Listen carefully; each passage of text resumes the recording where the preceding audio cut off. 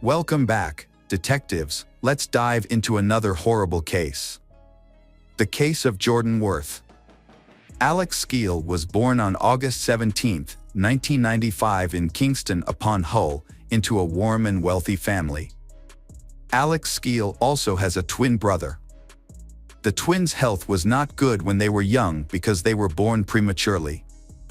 Despite these health challenges, Alex's intellectual development was not affected, and he was just like his peers.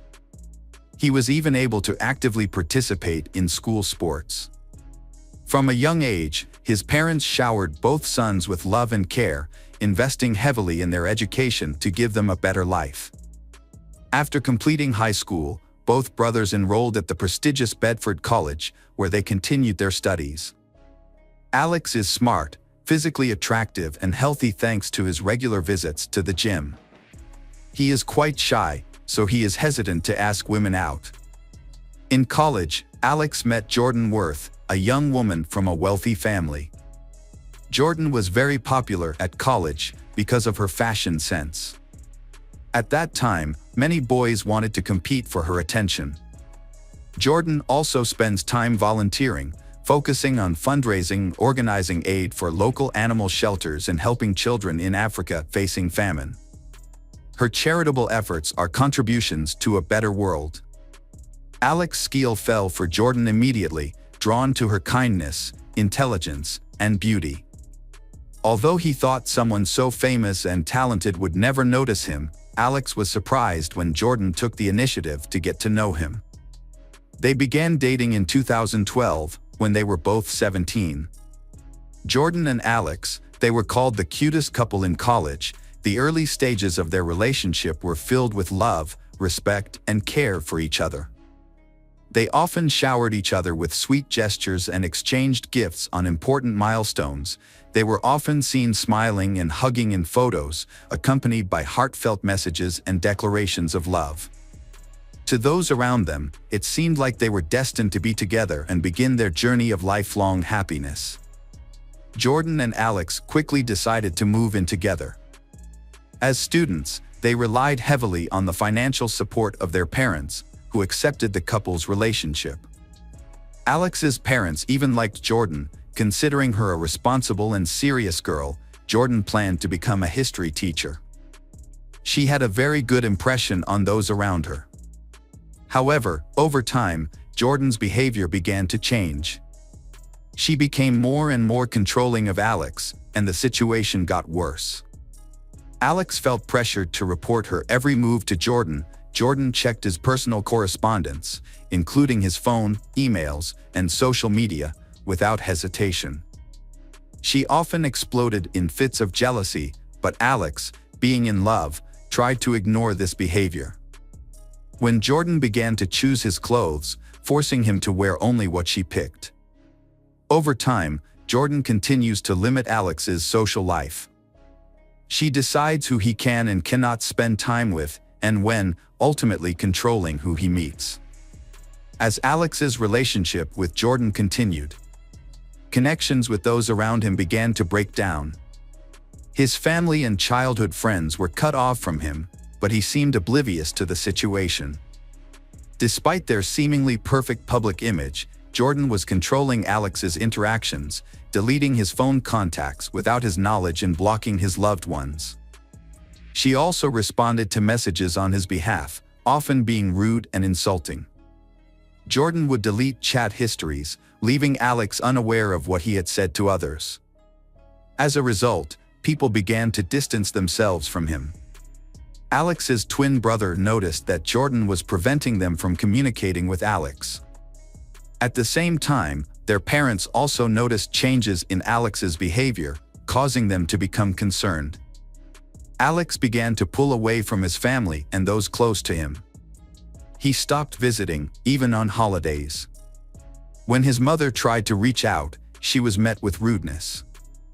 On the rare occasions she managed to speak with him, she urged Alex to end his relationship, warning that it would not end well. However, Alex refused to listen and defended Jordan, insisting she cared for him and meant no harm. The family soon discovered that Alex's girlfriend was behaving in a controlling manner. Jordan had convinced him to drop out of college, quit sports, and get a job. She then controlled his income, spending it on herself and entertainment. Concerned about Alex, his parents tried to intervene and convince Alex to leave Jordan, but he refused to listen to their concerns. In 2013, during Jordan's 18th birthday celebration at a country hotel, Jordan's behavior became alarming. As night fell and the guests began to leave, she disappeared without a word. Alex frantically searched for her, and the next morning Jordan stumbled back to their room, heavily intoxicated. When Alex asked where she had been, Jordan attacked him with aggressive actions and words. 2 months later, at Alex's 18th birthday party, Jordan got into a fight in front of his family and friends. Jordan assaulted a 15-year-old neighbor girl who was an acquaintance of Alex's family and had been invited to the party. Jordan saw the woman's intimate behavior with Alex, and Jordan became angry and attacked the girl by pulling her hair and scratching her face. Although Jordan eventually calmed down, the incident exposed her true nature to everyone present. Alex's parents and brother advised him to end the relationship because of Jordan's aggressive and unreasonable behavior. Alex took their advice for the first time and admitted that Jordan had overreacted. Alex spoke to Jordan that night, telling her that he had decided not to move back into their apartment and would instead live with his parents. After the breakup, Alex continued his studies and continued working, gradually losing contact with Jordan. On New Year's Eve 2014, Jordan surprised Alex by calling to tell her she was pregnant. Alex was surprised and delighted. Jordan apologized for not sharing the news sooner, fearing that he would no longer want to see her. When Alex's parents learned that they were expecting a grandchild, they invited Jordan to move in with them. Jordan accepted their offer and moved in with them. Jordan and Alex eventually got married, and 3 months later, they welcomed a son named William. The young family was initially filled with happiness and contentment. For a short time, Jordan tried her best to please Alex and rekindle the flame of their love. However, when William, their son, was 6 months old, Jordan became pregnant again. As the due date approached, Jordan became increasingly irritable and demanding, insisting that they move out of his parents' house immediately. Attributing her behavior to hormonal changes, Alex finally gave in and rented a place for them in the city. In the summer of 2015, Alex and his wife Jordan welcomed their second child, a daughter named Alice. Alex was overjoyed and felt grateful for his family. However, after the move, Jordan's behavior changed and her controlling nature resurfaced. She forbade Alex from communicating with his family and prevented his parents from seeing their grandchildren. Despite this, she continued to accept financial help from them and would occasionally even ask Alex to request money from his parents. Within a few months of marriage, Jordan psychologically manipulated and dominated her husband, stripping him of his autonomy and subjecting him to her complete control. She frequently belittled and insulted him, gradually escalating the abuse. The situation began when they were renovating their house, and Jordan became increasingly dissatisfied with Alex's efforts. One day, Jordan became angry after Alex expressed his frustration. In a fit of rage, Jordan threw a hammer at Alex's head, causing a deep gash. As Alex clutched his wound in shock and struggled to stay conscious, he begged Jordan for help or to call an ambulance. However, Jordan responded with indifference, telling him to crawl away and die. Jordan then left Alex without help, going into another room to watch television. The next 3 years of Alex's life were marked by non-stop moral and physical suffering. Despite this, his deep-seated depression numbed him to the escalating threats and abuse he faced. He continued working to provide for his family, but his frustration and discontent with his wife grew. Alex endured humiliation at home, being forced to sleep on the floor without a bed, blanket, or pillow, and no longer allowed access to the kitchen. He was forced to eat leftovers, often leaving him hungry, as Jordan controlled his finances, taking all his money, preventing him from buying anything outside the house.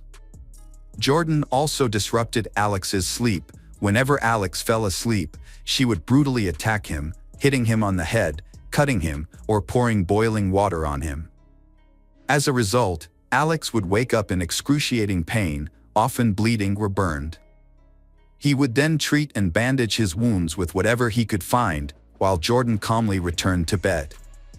Over time, Alex grew numb to this abuse, eventually losing the will to resist.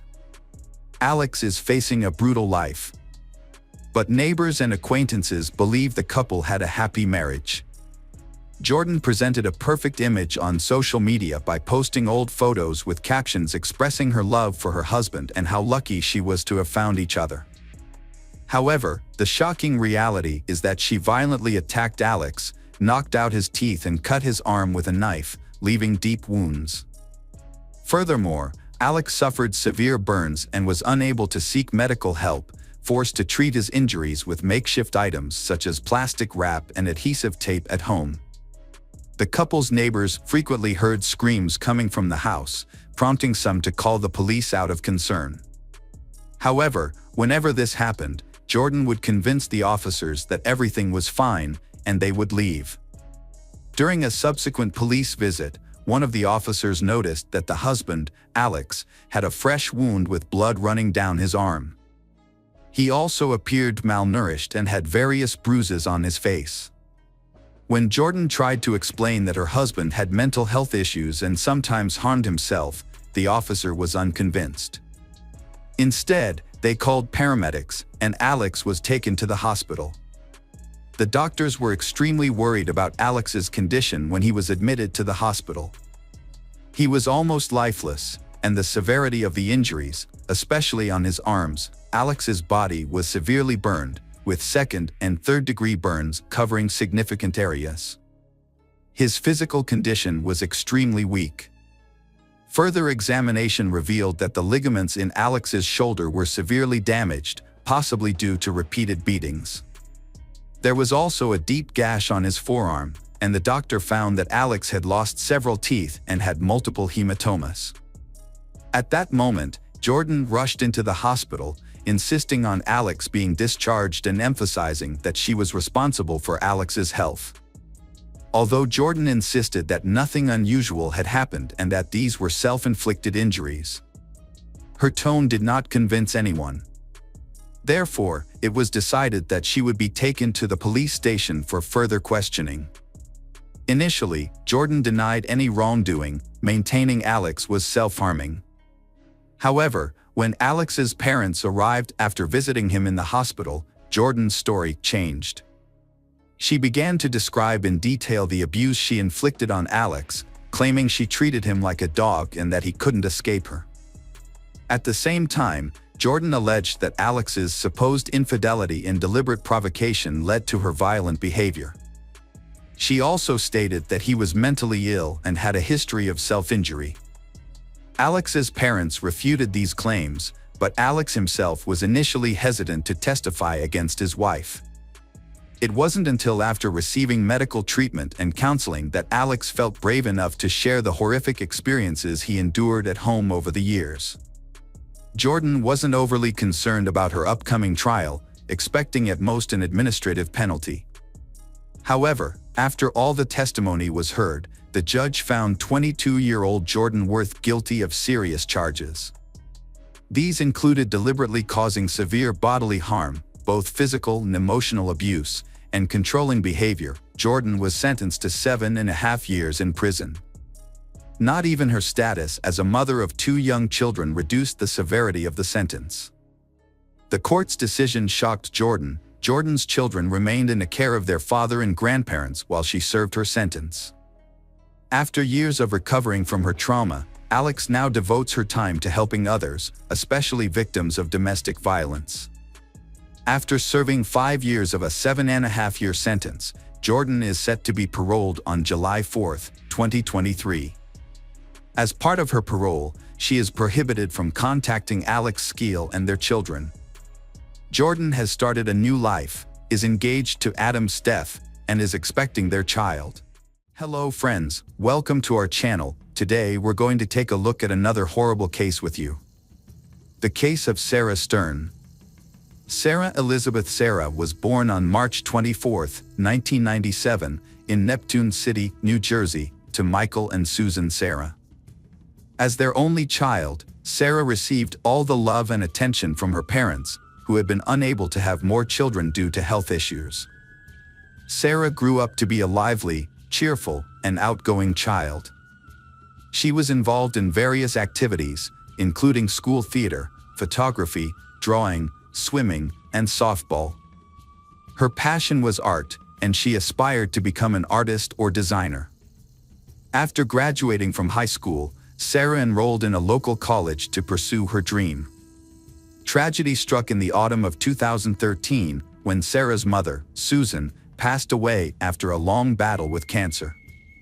Despite periods of remission, the disease ultimately took its toll.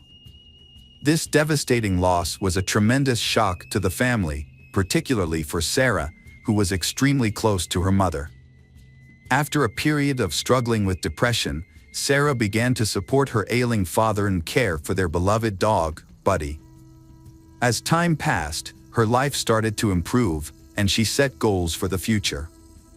Upon graduating from college, Sarah planned to apply to a prestigious university in New York. Before pursuing further education, she hoped to travel the world, with a particular interest in visiting Canada and possibly even living there for a while. Her father, Michael Sarah, frequently traveled out of state for work, often for weeks at a time. However, he never worried about leaving Sarah alone, as she was a grown and independent young woman, and their town was considered safe. But on the night of December 3, 2016, around 2:30 a.m., an unsettling incident occurred. A concerned citizen reported an abandoned vehicle on the Belmar Bridge along Highway 35, prompting the police to become involved. The area was usually deserted at night, which made the lone, empty vehicle stand out. A taxi driver, who was taking a shortcut home across the old bridge on the outskirts, noticed the car parked on the side of the road. He stopped to see if anyone needed assistance, but found the vehicle empty with no one around. Concerned that the driver might have jumped into the water below, a tragic occurrence that had happened before in this spot, the taxi driver called the police. Police officers responding to the scene found the car's keys in the ignition and no signs of blood or struggle, leading them to initially believe that the owner may have intentionally left the car on the bridge to jump into the river. To investigate further, they checked the car's ownership and discovered it belonged to 85-year-old Lily Sarah, who lived in a nearby town. When officers visited Lily's home, they found her alive and well. She explained that she hadn't driven the car in years due to poor eyesight, and her 19-year-old granddaughter, Sarah, was the frequent driver. Lily tried to contact Sarah but was unable to reach her because her phone was turned off. She then provided the officers with her son's address, where Sarah lived, and informed them that Sarah was likely alone, as her father was out of town for work and wouldn't return until the following week. Sarah was nowhere to be found at her home. Although the back door was open, an initial search of the house didn't turn up any signs of foul play. However, they did find the family dog locked in one of the bedrooms, whining. Despite the open back door, there were no signs of disarray or struggle, and no evidence of an intruder. As the news of her disappearance spread, Sarah's father, Michael, rushed back home on the next available flight. Upon his arrival, he confirmed that everything was still in its place and nothing was missing. Notably, all of Sarah's personal belongings, including her passport, driver's license, and mobile phone, were still at the house. The police shared their initial concerns with Michael, suggesting that Sarah might have gone to the nearby bridge with intentions to harm herself. They asked if he had noticed any warning signs of suicidal tendencies or self-harm. Michael revealed that Sarah had struggled with depression after her mother's passing, but had made a full recovery with the help of loved ones and her studies. In fact, Sarah had big plans for her future, aspiring to become a designer and travel the world. To piece together what happened, the police needed to know who Sarah had contact with on the day she vanished, what conversations she had, and who saw her last.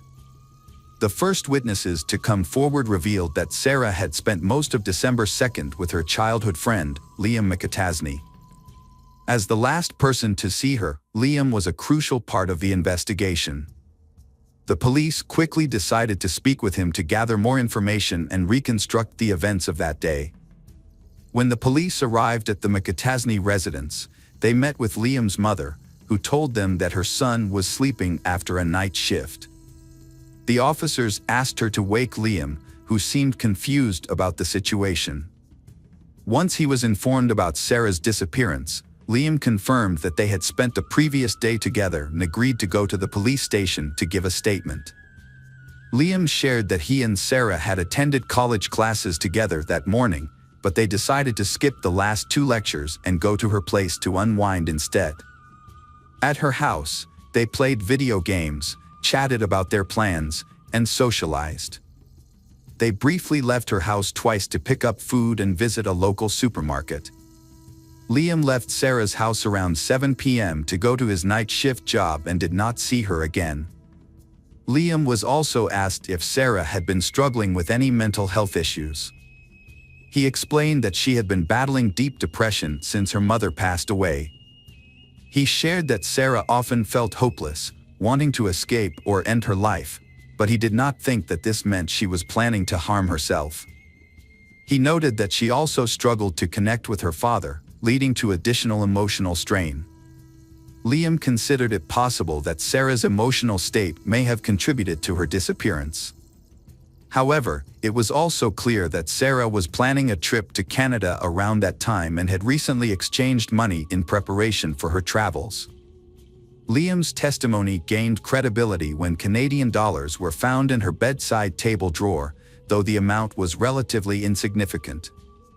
Preston Taylor, a close friend from high school, corroborated Liam's story.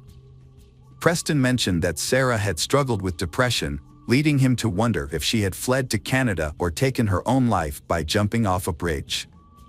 His emotional testimony underscored the strong bond he shared with Sarah. Despite these accounts, investigators soon ruled out the possibility of Sarah fleeing the country due to the absence of her passport. As a result, the search focused on the more distressing possibility of her having jumped to her death. A comprehensive search operation was launched along the river, involving divers, specialized equipment, and hundreds of volunteers, including police. However, strong currents posed a challenge, potentially carrying her remains or personal belongings far from the bridge, and thorough searches of both riverbanks were necessary to try to find any signs of Sarah. Among the volunteers searching for Sarah were her friends Liam and Preston. Despite their efforts, the search yielded nothing, prompting law enforcement to re-question those closest to Sarah. It was during this process that discrepancies in their accounts began to emerge. Sarah's friends and classmates described her as a happy and carefree person, with no signs of depression or problems with her father, whom she often spoke about affectionately. However, Liam and Preston's behavior after Sarah's disappearance raised eyebrows. They initially acted as if they had lost a loved one, gaining sympathy from many. But over time, their behavior seemed increasingly insincere, as if they were performing for an audience. The fact that Liam and Preston had only recently become close, about a month before Sarah's disappearance, raised suspicions and led the police to re-question them. Liam was visibly shaken when he was brought in for further questioning. The investigator asked him about his relationship with Sarah and Preston, and Liam explained that the 3 of them had grown up together on the same street and attended the same school. They were extremely close, sharing their deepest secrets and dreams with each other. Preston had even taken Sarah to prom, but they had never been romantically involved. Liam clarified that his relationship with Sarah was more than just friendship; he considered her like a sister. They had even listed each other as siblings on social media. Sarah had confided in Liam about her family, telling him that her mother had left her a significant amount of money in a safety deposit box at the bank. Sarah didn't trust her father, who claimed a right to the money, so she planned to retrieve it soon and move to Canada. However, when the investigator shared this information with Michael, Sarah's father, he provided a conflicting account. According to Michael, his wife had been saving money for Sarah's future since her birth, setting aside funds for education, a wedding, or a down payment on a house. The money had been stored at home in a shoe box, containing old and worn-out bills, but no one had thought much of it at the time. After Sarah's mother passed away, her father gave her a large sum of money, which he advised her to put in the bank. Sarah took his advice, dividing the money between her checking account for everyday expenses and a safe deposit box for the rest. She intended to use the money for graduate school and travel. Michael claimed he wasn't interested in the money for himself. When investigators discovered that Sarah had access to a significant amount of money, they began to suspect that her disappearance might be related to her finances. They decided to look into her financial transactions, including her bank account and safe deposit box. Their investigation revealed that Sarah had withdrawn a large amount of cash from an ATM just a few days before she disappeared, and had also accessed her safe deposit box at the bank around the same time. The detectives were in for another surprise when they reviewed the bank surveillance footage, which showed that Sarah was not alone when she visited the bank on December 1st. Liam was with her, raising questions about why he hadn't mentioned this earlier. When asked about it, Liam explained that Sarah had confided in him about her banking activities and had asked for his accompaniment because she was nervous about carrying a large sum of cash. Liam's hesitation was evident, but his story seemed plausible, and his demeanor appeared genuine. Further investigation led to the discovery of a security camera in a neighboring house that had captured footage of the street and Sarah's yard. The footage confirmed that Liam had stayed at Sarah's house until 7 p.m., then left for work and didn't return. Meanwhile, the silver sedan was seen leaving the garage around 11 p.m. This new information added a chilling twist to the already disturbing case. In a surprising turn of events, an acquaintance of Sarah's named Anthony walked into the police station about a month after her disappearance. Unaware of the recent events, Anthony had been out of town for several weeks. He shared a peculiar story that sent shockwaves through the investigation. It turned out that Anthony had gone to school with Sarah, Liam, and Preston, and after graduation, he had pursued a passion for filmmaking, keeping in touch only with Liam, who also shared his interest in cinema. Anthony remembered that about a month and a half before Sarah disappeared, Liam visited him and they spent an evening brainstorming ideas for a horror movie aimed at teenagers. Liam came up with a plot about a girl who shares a secret about a large sum of money with her friend, who then gains her trust and kills her, dumping her body in a river. Anthony thought the idea was good, and they even wrote a few pages of the script. After that, Anthony moved on to another project and forgot about the story. He then left town to work on a film as a camera assistant. When he returned, Liam unexpectedly called him and asked if the police had contacted Anthony. Anthony was surprised and had not heard that Sarah was missing, so he decided to go to the police. After hearing a new witness's testimony, the police asked Anthony to try to get Liam to confess by drawing him into a conversation. Anthony agreed and a plan was set in motion. He would invite Liam to work on a project that required renting expensive camera equipment, which they would pretend they couldn't afford. Liam had ambitions of being in a movie, so the police thought he would likely jump at the chance to make his dream a reality, especially if it meant using the money he had taken from Sarah. They decided to test him by setting up a sting operation. Anthony, a friend of Liam's, was asked to pretend to have connections in the film industry and offer him a deal. Anthony met with Liam and suggested they discuss the details in person. Unbeknownst to Liam, a hidden camera had been installed in Anthony's car to capture any incriminating evidence. When Liam got into the car, he looked around nervously, as if he suspected something was off. He then handed Anthony an envelope containing $2,000 in cash and asked if it was enough to rent the equipment they would need for the movie. Anthony agreed, and then asked Liam where he had gotten the old bills. Liam hesitated before admitting that the money belonged to Sarah, and that he and his friend Preston had taken it from her house because, in his words, the dead don't need it. Although Liam didn't provide any further details, his admission was enough for the police to arrest him and his friend Preston on suspicion of a crime. Preston, Liam's accomplice, quickly began cooperating with the authorities and struck a deal with the prosecution. He told them that he hadn't directly participated in the crime, but had helped Liam cover his tracks and get rid of Sarah's body. According to Preston, Liam started plotting to take Sarah's money as soon as he found out about it. Sarah had kept her inheritance a secret, even from her closest friend, for a long time. However, when she began making serious plans for a trip to Canada, Liam asked her how she intended to pay for it, and she revealed that she had inherited a sum of money from her mother. Liam then persuaded her that it would be safer to store the money in a home safe rather than a bank vault, and he urged her to withdraw the cash. Liam, determined to carry out his plan, waited for the perfect opportunity while Sarah's father was away on a business trip. He enlisted the help of his friend Preston, promising him $25,000 in exchange for his assistance. Liam had Sarah withdraw a large sum of money from the ATM, but didn't check the exact amount. They spent the next day together, waiting for the right moment to strike. When the time came, Liam separated Sarah from her dog by locking it in another room, then approached Sarah from behind and attempted to strangle her. However, the crime proved more difficult than Liam anticipated. Sarah, being physically strong and athletic, resisted fiercely, resulting in an intense struggle until she eventually lost consciousness. But despite his best efforts, Liam was unable to determine whether she had truly succumbed. Sarah continued to show signs of life, leaving Liam to prolong his efforts to ensure her demise. This took nearly 30 minutes.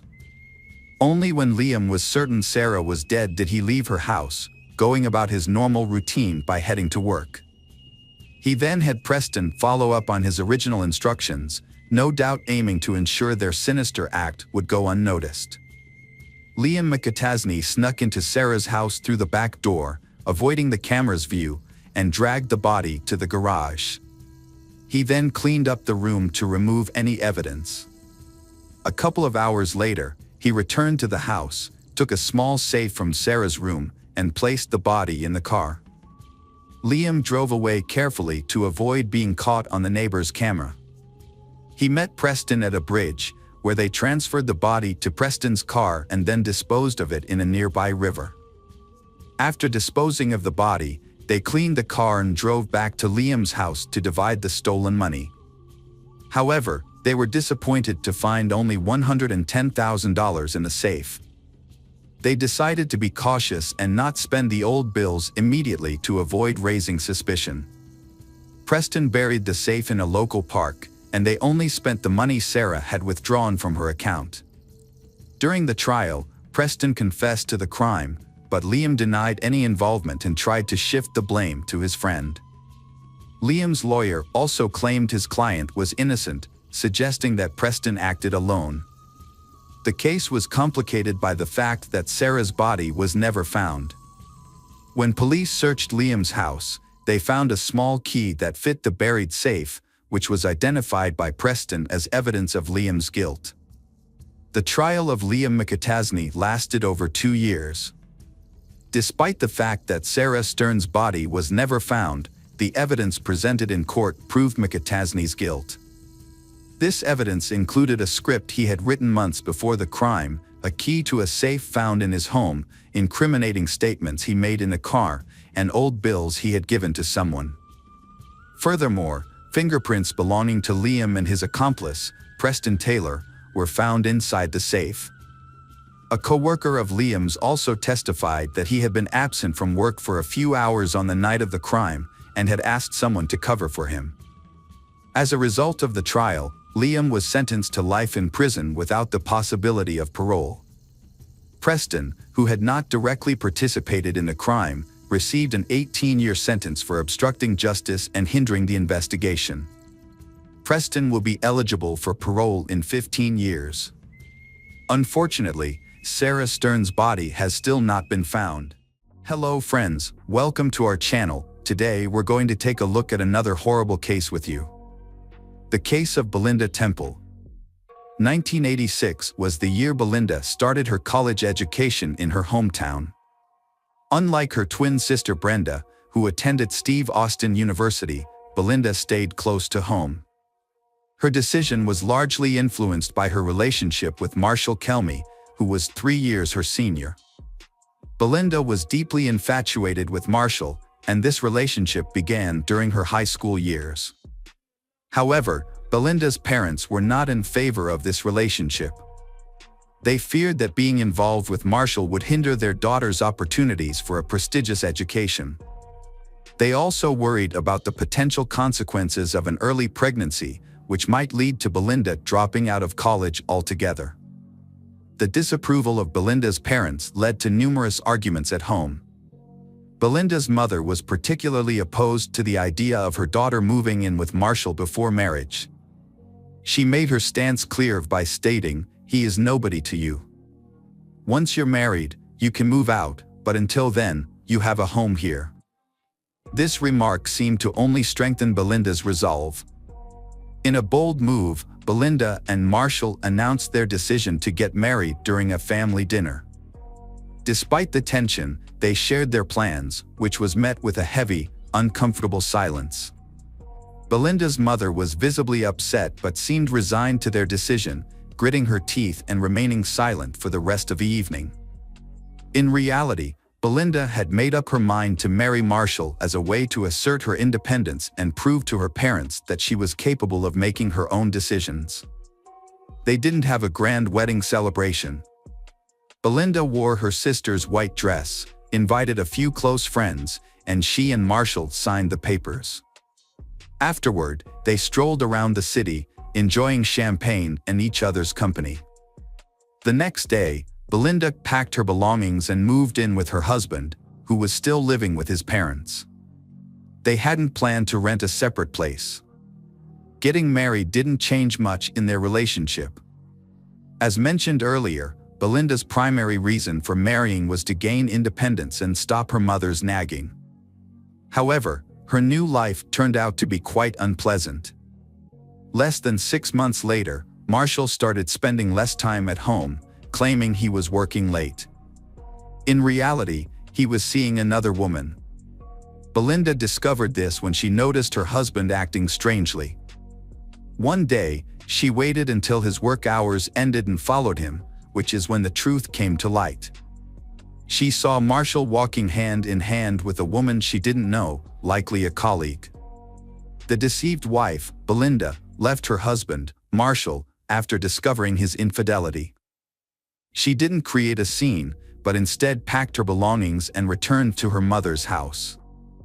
Marshall tried to win her back, but Belinda was too proud to forgive him. They eventually got a divorce. A few years later, Belinda was pregnant and working part-time at a school. Despite her pregnancy, she was concerned about missing the upcoming basketball competition between schools and not being able to prepare her team properly. Her colleague, Richard Bachman, didn't share her enthusiasm and had often expressed his disinterest in teaching. Belinda couldn't understand why Bachman, a 40-year-old man who seemed uninvested in his job, still held his position. As a diligent teacher, Belinda noticed that one of her students, Riley Joe Sanders, a high school senior, had been absent from class for months. She reached out to her colleagues to determine if the issue was specific to her class or if Sanders was a habitual truant. Her colleagues told her that Sanders came from a troubled home and rarely attended school, implying that his absences were not Belinda's problem. That evening, Belinda decided to take further action. She visited Riley Joe Sanders' mother, who lived nearby, and had a serious conversation with her. Although the talk seemed to have an impact, it didn't quite yield the results Belinda had hoped for. Sanders began attending class and participating on an equal level with his peers. However, during a basketball game, when Belinda called out Sanders for pushing an opponent and exhibiting poor behavior, he responded with insults and threats, warning her to be careful, especially in the evenings. After her breakup with Marshall, Belinda had nothing left for her in her hometown. She decided to follow her sister to Stephen F. Austin State University. It was there that Belinda found her true calling. Alongside her studies, she worked part-time as a basketball coach and had high aspirations. At the same university, Belinda met David Temple. Like her, he was a part-time coach but for soccer, and he also played for the university team as its captain. Soccer had been an integral part of David's life since childhood, and it was clear even then that he was destined to excel. He consistently performed well for his team, earning the respect of all his teachers. Despite his difficult nature, which could lead him to insult or even physically confront others, David's behavior was often overlooked because of his on-field performance. During games, he would become fully engaged and find it difficult to calm down for a long time afterward. However, one of his teammates later revealed that David's aggressive behavior was due to his use of steroids. David's behavior changed significantly when he was with Belinda. He became a caring and chivalrous partner, but with one major caveat: he would become aggressive and confrontational if he perceived anyone as a threat to their relationship.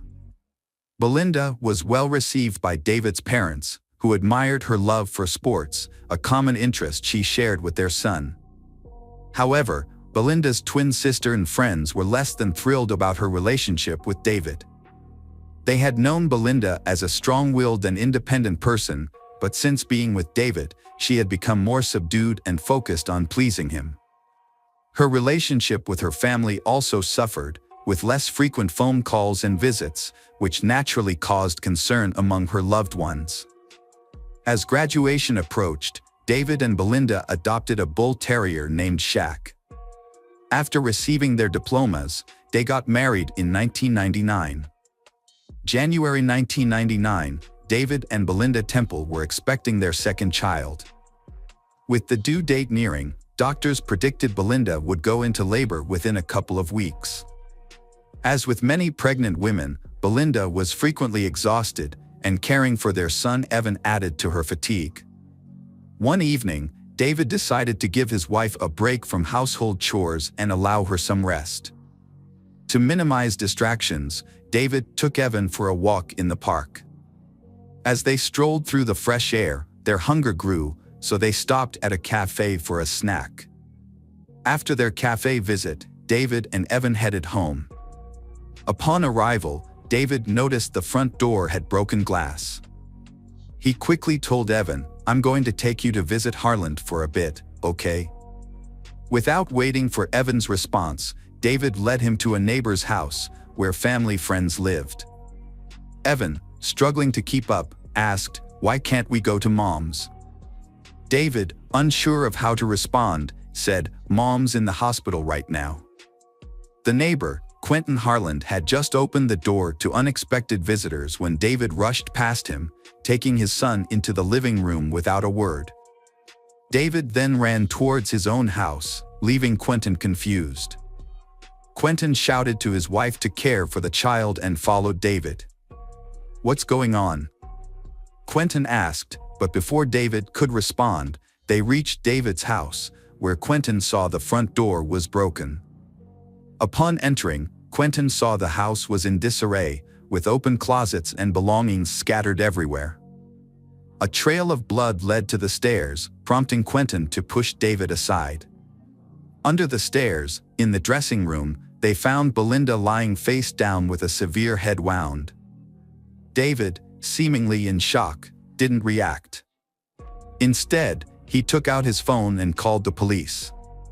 Police officers quickly arrived at the scene, but they were initially unable to enter the house due to the Temple family's aggressive bull terrier, Shaq, who growled and barked at the unfamiliar men in uniform. One officer drew his gun in response, but David intervened, shouting at them to put their guns away and rushing to restrain the dog in the garage. Upon entering the house, the police assessed the scene and concluded that the perpetrators were likely burglars who had not expected Belinda to be home. Despite her pregnancy, they had shot her to eliminate her as a witness. When police started investigating a crime scene, they were baffled by how the burglar got past the fierce dog, Shaq, that guarded the house. They were also unsure how the perpetrator distracted the dog. Upon closer inspection of the front door, police found broken glass, but its positioning suggested it was broken while the door was already unlocked, which seemed strange. Inside the living room, a box on the nightstand caught their eye, containing jewelry such as earrings, rings, and a gold chain. What puzzled them was why the thief left the jewelry untouched. As police spent more time in the Temple family home, they became increasingly convinced that the whole scene was staged. In their experience, thieves usually take all valuables they can carry, but in this case, nothing appeared to be missing. The presence of the dog continued to raise suspicions, leaving them feeling that something was off. Regarding the murder, Belinda was shot in the back of the head with what was likely a 12-gauge shotgun while kneeling with their back to the killer. However, shotguns are an unusual choice for robbers due to their bulk and difficulty in concealing and transporting. This, combined with the fact that the murder took place at 4 p.m., makes it improbable that a thief would be openly carrying a shotgun at that time of day. When questioned by police about firearms in his home, David mentioned owning a couple of rifles, which he showed to the officers. Notably, the shotgun that could have been used in Belinda's murder was not among the firearms he presented. David went to the police station voluntarily to give a statement and detail the items that had been stolen. Despite appearing nervous, he was cooperative with the police. During this time, his son Evan stayed at Quentin's house, oblivious to what had happened. In 1996, David Temple and Quentin Harland were neighbors and co-workers at a school. They were close friends and often socialized together outside of work, watching sports and hosting barbecues with their families. However, their friendship became strained when Heather Scott, a new teacher, joined the school. Quentin was attracted to Heather, but she rejected his invitation to dinner. What Quentin didn't know was that David had also developed feelings for Heather, and they started a secret relationship. Quentin was angry and hurt when he found out that his married friend, who had a son, was involved with someone else. Despite his feelings, Quentin kept David's secret, even as their co-workers began to notice the romantic connection between David and Heather outside of school. Heather didn't know that David was married, as he didn't wear a wedding ring and kept his personal life private. Belinda had no idea about David's secret life. She once confided in Quentin about her suspicions that David was cheating on her, but Quentin quickly dismissed her concerns. "You're just being paranoid," he told her. "David is a devoted husband and family man. How could you think such a thing?" However, there were signs that something was off. David, who had once been extremely respectful towards Belinda, now frequently insulted her, even in front of others. He would call her fat, despite her only gaining a little weight after childbirth, and would often ask her to leave the room when they had guests, implying that her appearance was embarrassing. Belinda didn't stand up for herself or have a serious conversation with David about his behavior. Instead, she cried at night and felt deeply unhappy as a woman. Meanwhile, David was enjoying his new relationship with Heather. David became increasingly estranged from his family due to a new relationship with a coworker. He put more psychological pressure on his wife, Belinda, and their communication consisted only of insults. Although he never physically harmed her, the verbal abuse continued. That year, Belinda discovered she was pregnant again.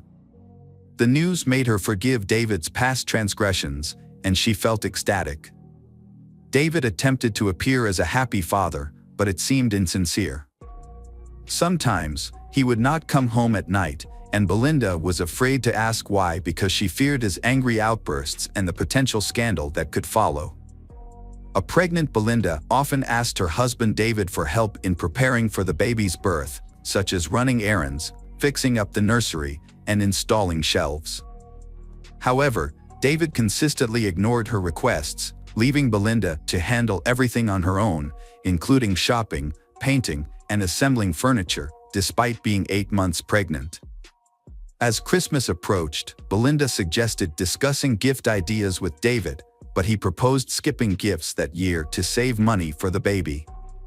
Given the doctor's warning that Belinda might go into premature labor, this seemed like a reasonable decision. However, on Christmas, David didn't even get Belinda a small gift.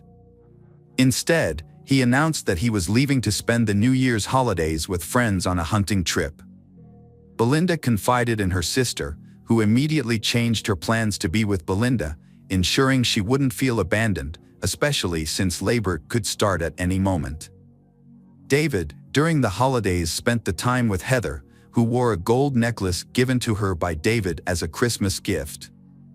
By 2007, it appeared that David Temple had all but moved on from his wife's murder, as if Belinda had never been a part of his life. The fact that it had been 5 years since the murder and the killer had yet to be caught seemed of little concern to him. He had married Heather in 2001, and together they were raising Evan. The police suspected David of wrongdoing, but they couldn't gather enough evidence to prove anything. While investigating the case files of burglaries in the neighborhood, they discovered that a house on the next street had been burglarized 8 days before the murder at the Temple house. The perpetrator was none other than Riley Joe Sanders, a persistent truant from the school where Belinda taught, who had previously threatened her. He was called in for questioning immediately. Riley had no alibi for the day of the murder, and his father owned a 12-gauge shotgun. However, when the police searched the Sanders house, they did not find the weapon. Realizing the police had reason to detain him, Riley confessed that he was with friends on the day of the murder. He had hidden this information because they were smoking pot in a large group, and he did not want to implicate his friends. As a result, the charge against Riley was dropped. In November 2004, police officers arrived at David's doorstep, handcuffed him, and informed him that he was being held on suspicion of murdering Belinda Temple. David denied the allegations. His trial began in 2007. The investigation revealed that David's motive for the crime was his new relationship with Heather. Colleagues of David testified that during Belinda's pregnancy, he boasted about replacing his fat and pregnant wife with the younger and more attractive Heather. According to the prosecution, David killed Belinda as soon as she returned home from work, as evidenced by her still wearing her work uniform and shoes. They alleged that he then staged a robbery, scattering belongings around the house, before quickly driving to the park with his son to create an alibi. The prosecution also highlighted several suspicious facts, including that nothing was stolen from the house, and a fierce dog in the yard would have prevented any stranger from entering. Furthermore, witnesses reported seeing David's car stop near a rice paddy, where the murder weapon was likely discarded, with only his son Evan present in the vehicle at the time. However, the shotgun was never found in the area where the crime occurred. Heather testified that before Belinda's murder, her relationship with David was not serious, and she didn't even love him. This statement introduced uncertainty into the jury's decision, as it raised questions about David's motive. Would he really kill his wife over a non-serious relationship, or was Heather lying to protect him?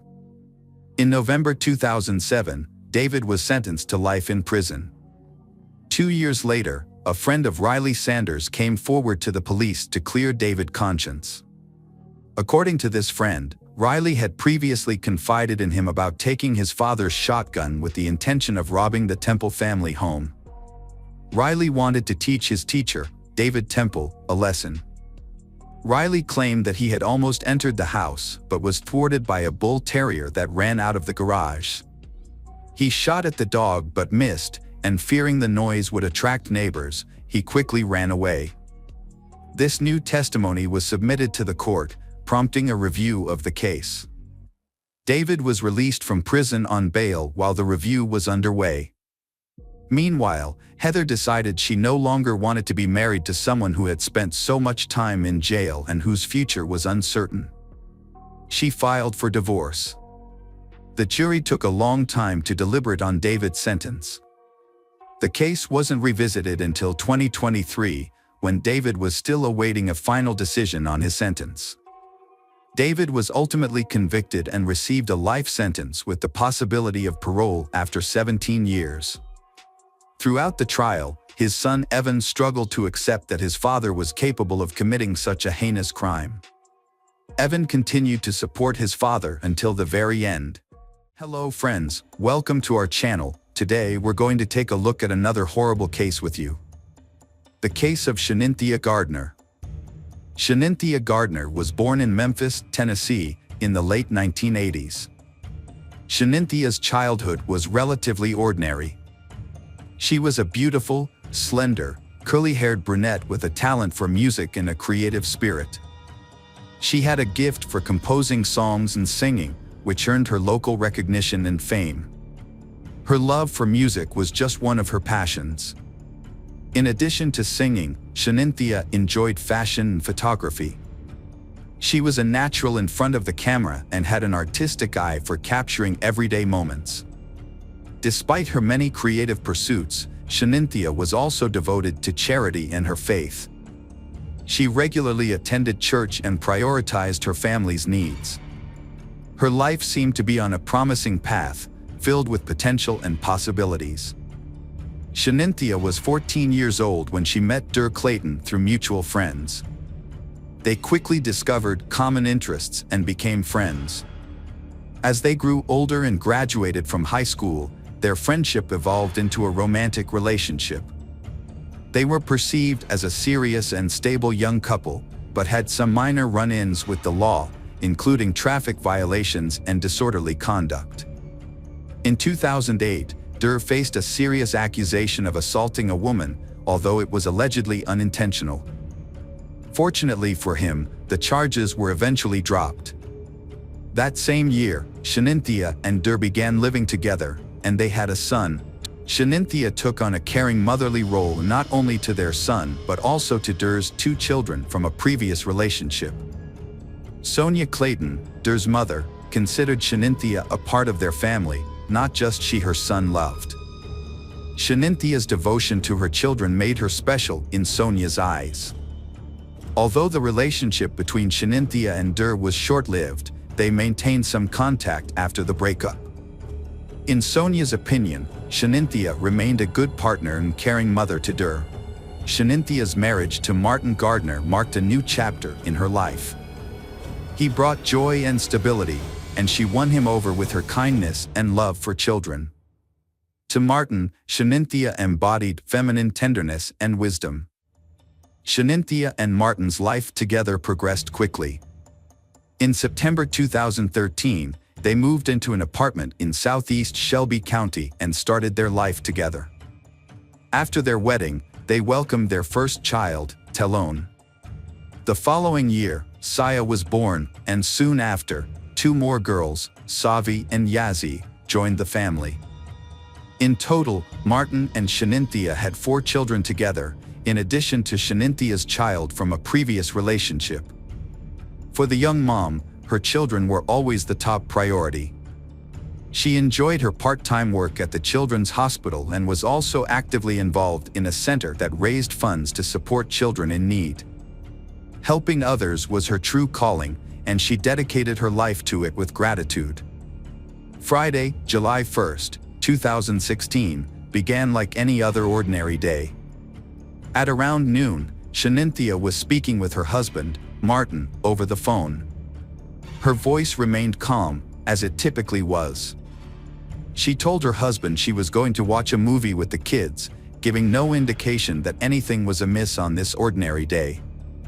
However, during a quiet conversation between the spouses, a sudden and inexplicable madness took hold of Shanynthia. She grabbed a kitchen knife and entered the living room, where she attacked her 6-month-old daughter, Yazzie. The defenseless baby was caught off guard and her life was brutally cut short by the person she trusted most. The eldest child, at just 7 years old, witnessed this horrific scene unfold before his eyes, unable to fully comprehend the tragedy. Panicked and desperate, he fled the house. Shanynthia pursued him, still armed with the knife, intent on continuing her rampage. She chased after Dur, but his terrified screams caught the attention of the neighbors. A couple of neighbors rushed outside after hearing screams and were met with a horrific scene that would haunt them. Shanynthia stopped attacking Dur when she realized she was being watched. However, the horror was far from over. Chania went back inside the house, where her children, Savi and Talon, were waiting. In a state of distress, she went upstairs to the bedroom where the younger children were, marking the end of their innocent lives. The witnesses quickly called emergency services, requesting help for Dur and his siblings. At that moment, no one could have predicted the tragic outcome that awaited the quiet neighborhood. When the sheriff's personnel arrived, they were confronted with a gruesome scene. Inside the house, they found 4 lifeless children, covered in blood. The sight was shocking. Shanynthia calmly called her husband, Martin, and confessed to killing their children. The house was now filled with blood and horror. The investigators had obtained a bloody knife. Chaplains and specialists were called in to provide support to Dur, who had endured unimaginable trauma and required immediate attention. The sheriff's department launched a major operation, cordoning off the apartment complex, including the golf area and country club. Shanynthia was taken into custody without bail, and her trial was swiftly scheduled for July 5th. Despite the heinous nature of her crimes, Shanynthia was still a mother and partner, someone who had once nurtured love, care, and joy. A friend of Shanynthia, Michelle Jaiman, actively defended Shanynthia on social media, countering the unjust accusations and emphasizing a key factor: postpartum depression.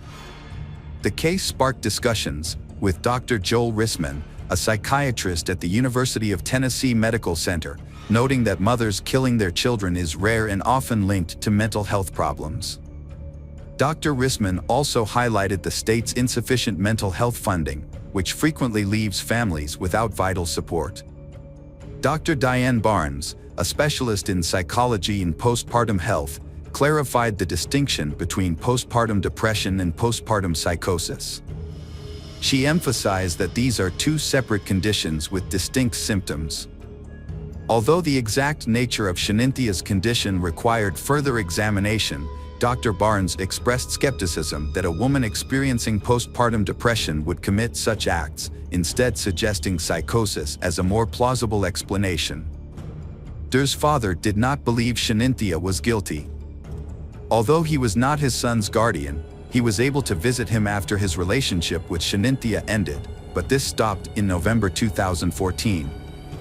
He noticed Shanynthia becoming more radical and controlling. His attempts to contact his son were unsuccessful, and he was excluded from his life. Those close to Shanynthia noticed a significant change in her. She began experiencing discomfort, which turned into anxiety, paranoia, and panic attacks. Her behavior became unpredictable, and some suspected postpartum depression. This was a shock, as Shanynthia was seen as strong and dependable. She had always been in control, but now seemed to be struggling. Shaninthia's sudden change in behavior in March 2015 left many people baffled.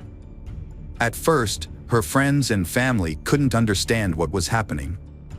One day, she left work early, picked up her children, and drove them down an unfamiliar road, away from their home. Her husband, Martin, thought she was just going for a walk in a park, which was a normal part of her daily routine, so he wasn't immediately concerned.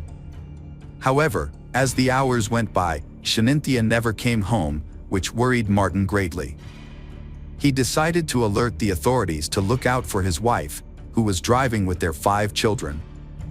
Shanynthia drove over 74 miles east, from Memphis to Corinth, but it's unclear why she chose that destination, as she didn't know anyone there.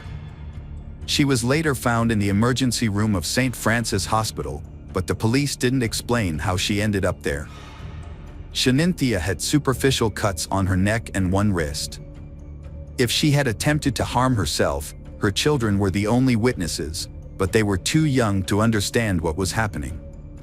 Eventually, the authorities brought Shanynthia home. However, her behavior became even more unusual after that.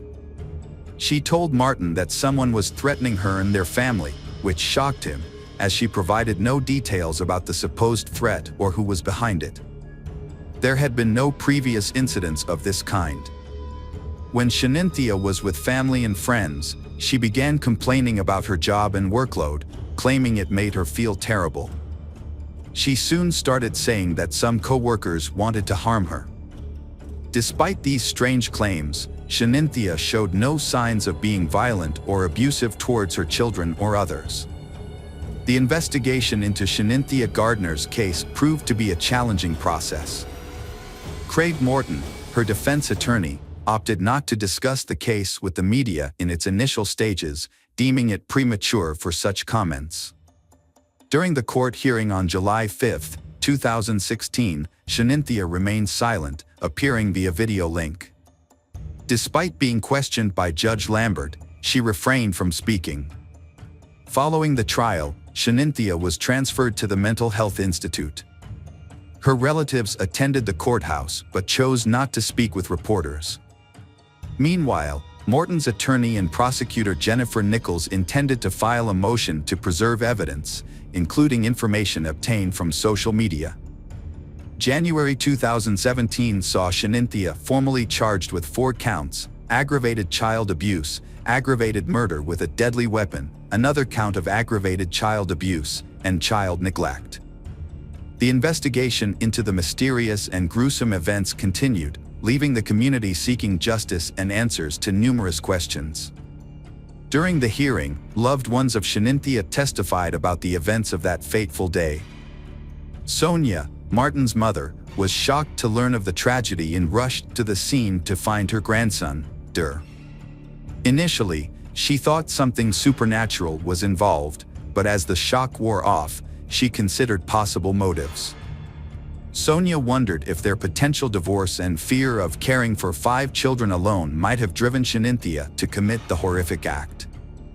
The trial was significantly delayed due to Shaninthia's multiple psychiatric evaluations. However, in 2021, the non-jury trial finally commenced. The defense centered its strategy around Shaninthia's mental illness, while the prosecution acknowledged her condition but argued that she could distinguish right from wrong and understood the illegality of her actions. In December 2021, Judge James of the Shelby County Criminal Court rejected the defense's argument, and Shanynthia Gardner was found guilty of all charges. 2 months later, Shanynthia, 34, appeared in court for sentencing, accompanied by her husband Martin. Judge James sentenced her to life in prison for each murder count, plus 15 years for each count of child abuse and neglect.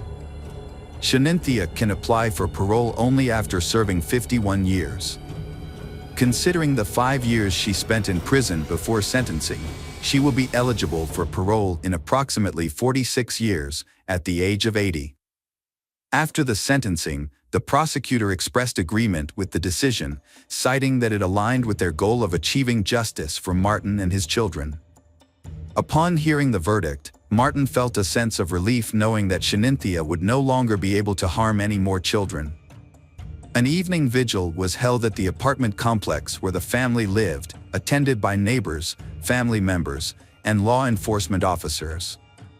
The gathering was a tribute to the innocent victims, with attendees holding red and white candles and offering prayers for the departed souls. The Reverend Pastor of the Baptist Church emphasized that the vigil marked the beginning of the community's healing process. He noted that those present were united in their desire to support the surviving baby and his father during this challenging time.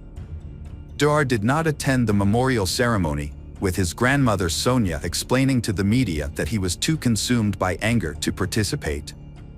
The president and CEO of the Children's Hospital where Shanynthia worked extended condolences on behalf of the hospital staff.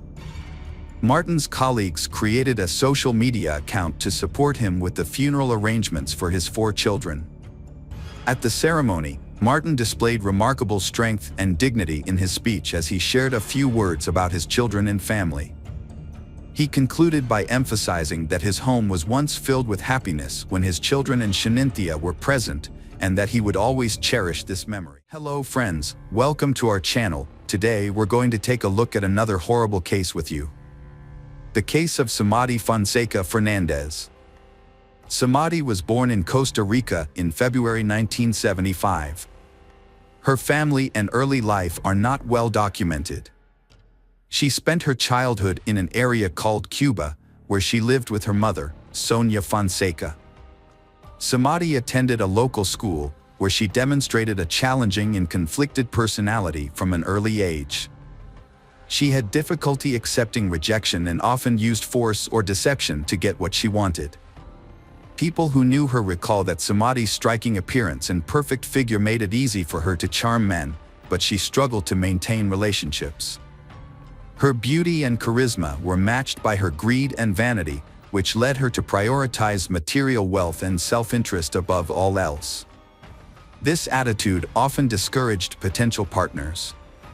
Additionally, Samadi became intensely jealous and aggressive after brief relationships.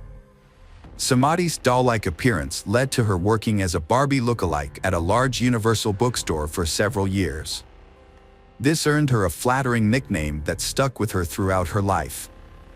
After high school, Samadi had in love with a successful local TV journalist named Osvaldo Fernando Ballery, who was 16 years her senior. Samadi had a long and serious relationship with Osvaldo, with whom she had 2 children, Christopher and Christina. However, due to constant scandals and jealousy, they separated in 2012. After Osvaldo's sudden death, it was discovered that he had not included Samadi in his will. Samadi took matters into her own hands and seized Osvaldo's house, changing the locks to prevent his relatives and heirs from entering. She also took some valuable items that belonged to Osvaldo. His family members were outraged and went to court to accuse Samadi of theft. The police eventually forced Samadi to leave the house, but she was not charged with a crime. Samadi had other relationships, including one with Miguel Angel Perez, with whom she had a daughter named Maria. This relationship was reportedly official, but ended in divorce after a few years. Samadi allegedly gave her youngest daughter her lover's surname without his knowledge or consent, contradicting claims that she was unmarried at the time. Interestingly, some of her lovers have mysteriously disappeared or died under unclear circumstances, yet this trend went unnoticed for a long time. For instance, one of Samadi's lovers went missing shortly after deciding to end their relationship with the reportedly temperamental and aggressive woman. Despite relative suspicions of her involvement, his disappearance remains unsolved due to lack of concrete evidence. Another former lover, Diaco, met a tragic end after breaking up with Samadi. His murder was initially attributed to a botched robbery, but the perpetrators were never caught. Speculations about Samadi's role in the crime persisted, albeit without solid proof. Her most notable alleged victim was Gerardo Cruz, a Costa Rican native born in December 1992 in San Jose. Gerardo never knew his biological father, who left the family before his birth. His mother, Ana Patricia, later married Hermes Rodriguez, who adopted and raised Gerardo as his own. Gerardo's younger sister, Milena, was born a few years after him. He had a peaceful and carefree childhood and youth. Gerardo attended a regular school, enjoyed motorcycles, and met his true love, Carol, at a young age.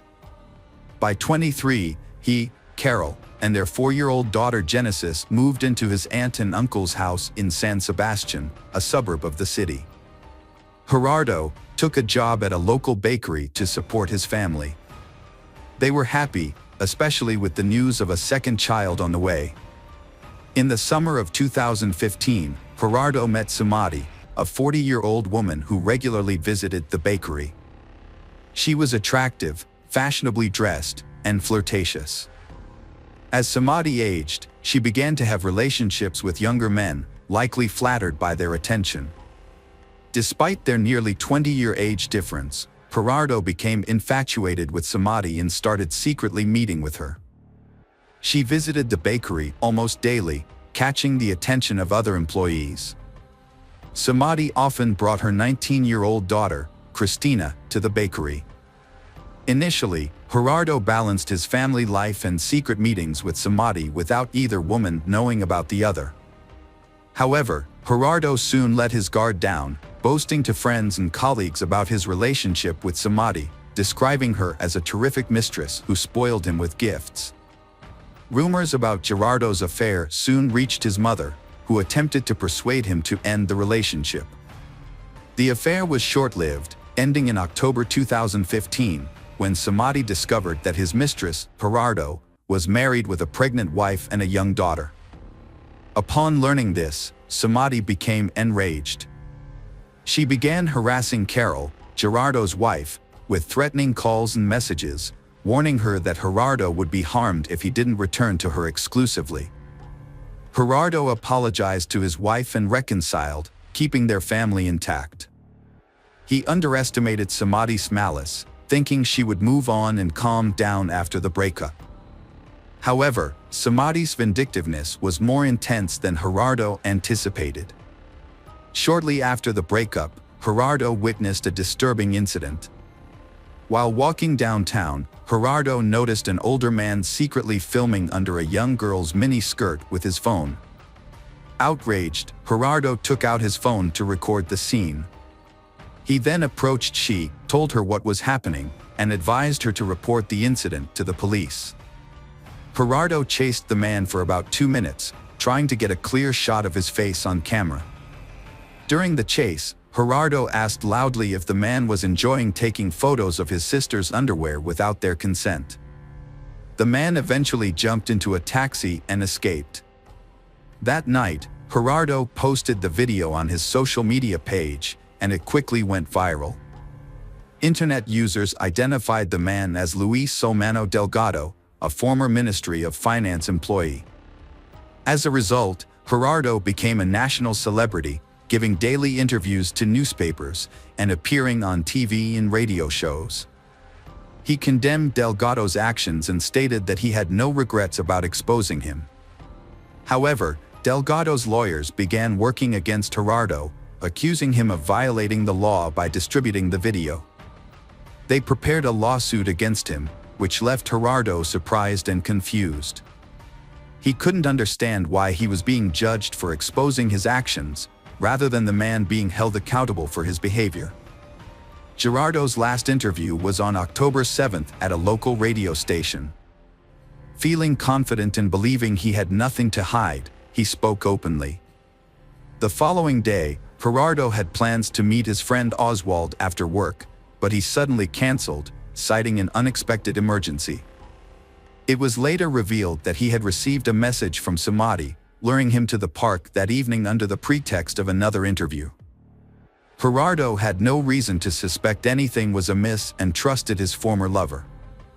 After finishing work, he went to the agreed meeting point, but instead of journalists, 2 unknown men were waiting. They took his bag, assaulted him, stabbed him multiple times in the chest and stomach, and then fled. Before losing consciousness, Gerardo managed to call a friend and report the incident. The friend immediately alerted the police and medical services. Thanks to the swift response, Gerardo was rushed to the hospital, where doctors fought to save his life for 42 days. He underwent numerous operations, but unfortunately, they were unable to save him. Gerardo passed away on November 19th in the intensive care unit. Initially, multiple theories emerged about the crime. The first theory suggested it was a robbery murder. Gerardo was indeed attacked in a park at night, his bag was stolen, and he was stabbed with a knife, which made it appear to be a typical theft. However, Just a few days before, Gerardo had released a sensational video that compromised a well-known former government official, leading to a second theory, that the murder was an act of revenge. The media openly speculated that the former government official may have hired hitmen to kill the young man who had damaged his reputation. The murder sparked intense debate in the press, with protesters demanding that the perpetrators be caught and brought to justice. The police explored various theories, searching for other potential enemies of Gerardo. For months, the investigation stalled. However, in May 2016, a breakthrough came when footage from a street surveillance camera was discovered. The video showed two men fleeing the scene where Gerardo was fatally attacked. These individuals immediately became the prime suspects, and the police worked to identify and apprehend them. The footage proved to be crucial evidence, and once it was made public, the case started to move forward. It was repeatedly shown on news programs, with viewers asked to take a close look as the individuals could be dangerous. Police created rough sketches of the suspects and described their physical characteristics. One of the suspects soon came forward, hoping that cooperating with the investigation would lead to a reduced sentence. The information provided by the cooperating suspect led investigators to several accomplices and the crime's organizers, Samadi and her daughter Christina. All individuals involved in the crime were eventually taken into custody. Those arrested included Ronald Archie, a cab driver who helped locate the perpetrators, Cesar Chavez, a laborer who acted as an intermediary, and Omar Costa, a young miner who directly participated in the attack and had been tracking the victim on the day of the incident. The investigation revealed the roles and connections of all parties involved through phone records and text messages. Samadi, who had meticulously planned the crime, had enlisted the help of her daughter Christina. Together, they recruited friends Ronald and Cesar to find hitmen to kill Gerardo, staging it to look like a botched robbery in a nighttime park. They were later joined by Omar, who was responsible for ensuring the victim went to the pre-arranged location. Samadi personally chose October 7th as the date for the massacre. On that day, she was in frequent contact with all parties involved, assigning roles and verifying that everyone adhered to the plan. Gerardo was attacked, stabbed multiple times, and robbed of his bag and jacket. These stolen items were later given to the police as evidence. The primary evidence against Samadi was a series of text messages detailing the murder plan and each participant's role. Samadi was so confident she wouldn't get caught that she didn't bother deleting the incriminating messages. Her motive for the crime was jealousy. She didn't want to share her lover with his wife. If she couldn't have him, no one would. She carefully planned the crime, involving her own daughter, who assisted her throughout. Samadi and her daughter were immediately arrested, with no possibility of bail due to the risk of them fleeing the country. Their accomplices were also detained, except for Omar, the youngest participant, who was handed over to juvenile authorities. The investigation spanned a year and a half, concluding in December 2017 when the trial of all parties involved in the criminal conspiracy commenced. It was revealed that Samadi had a history of run-ins with the law, including a prior arrest for forging documents to obtain state benefits, for which she received only a fine. New information also emerged about Miguel Angel Perez, ex-husband of Samadi. It was discovered that Samadi had given their child Perez's surname without his consent. She then successfully petitioned the court to order him to pay child support, which he did for over 3 years. However, it was later uncovered that the entire process had been fraudulent. As a result, Samadi was sentenced to 3 years in prison and a substantial fine. During the trial, Gerardo's wife testified that she had been aware of his affair with Samadi. She stated that Samadi had threatened Gerardo with death, but he had not taken these threats seriously. The primary motive behind the crime, as previously stated, was Samadi's jealousy and wounded pride, stemming from her inability to accept that her younger lover had chosen to remain with his wife.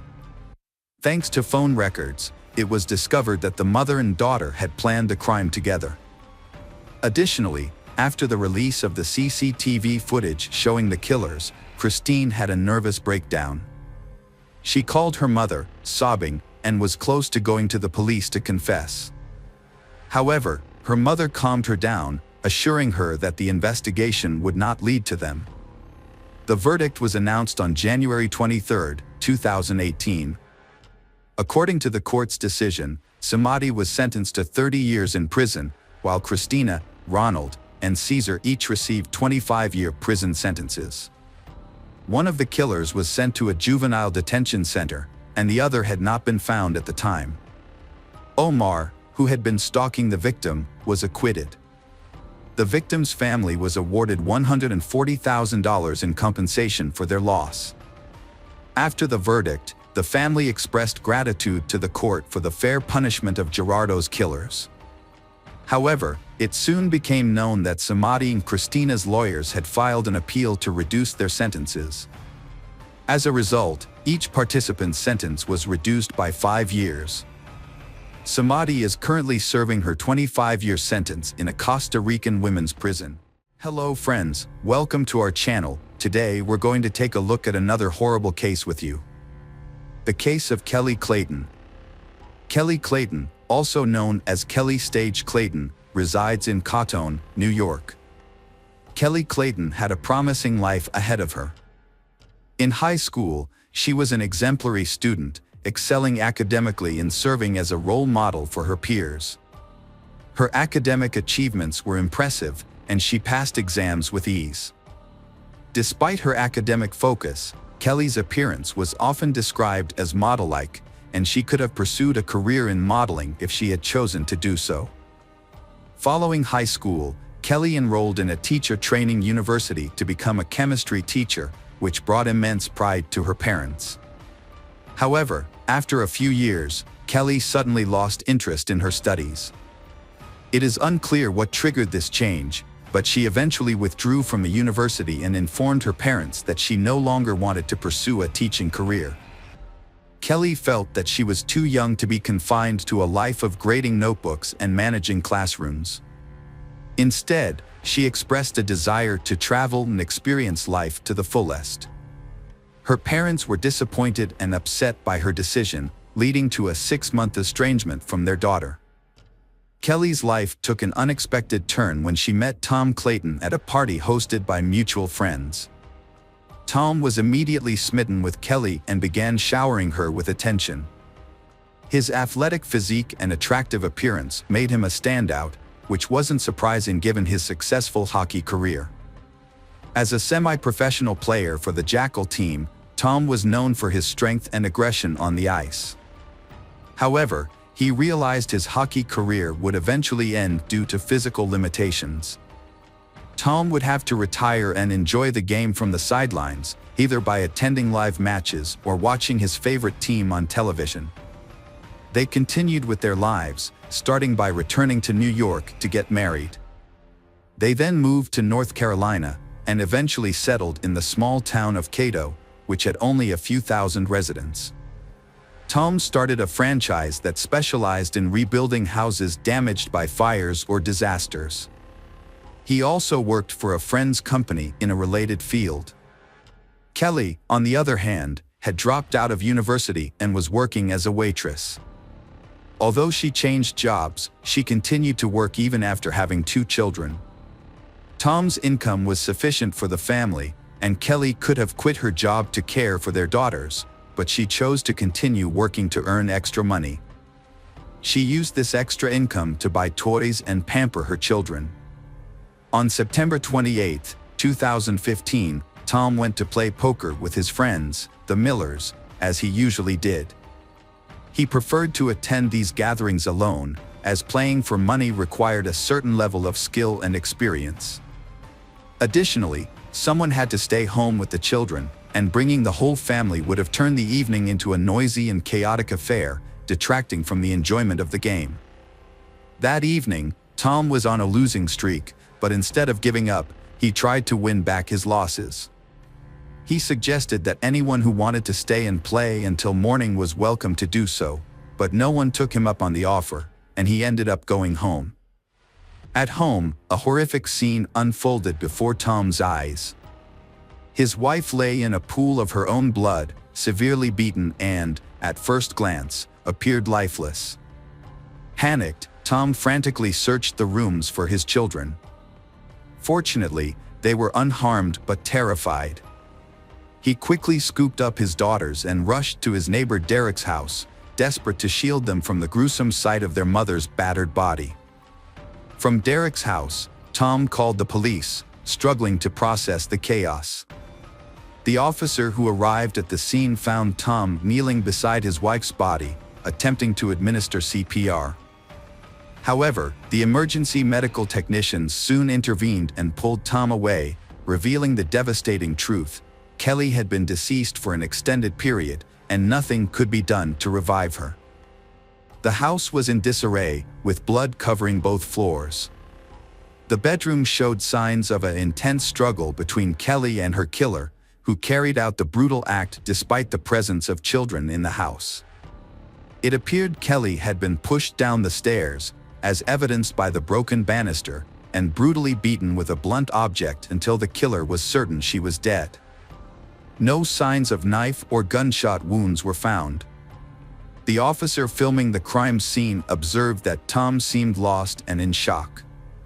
He wandered aimlessly, briefly entering the room before exiting, and was unable to provide the officer with basic information, such as the location of the children's room or the emergency exit.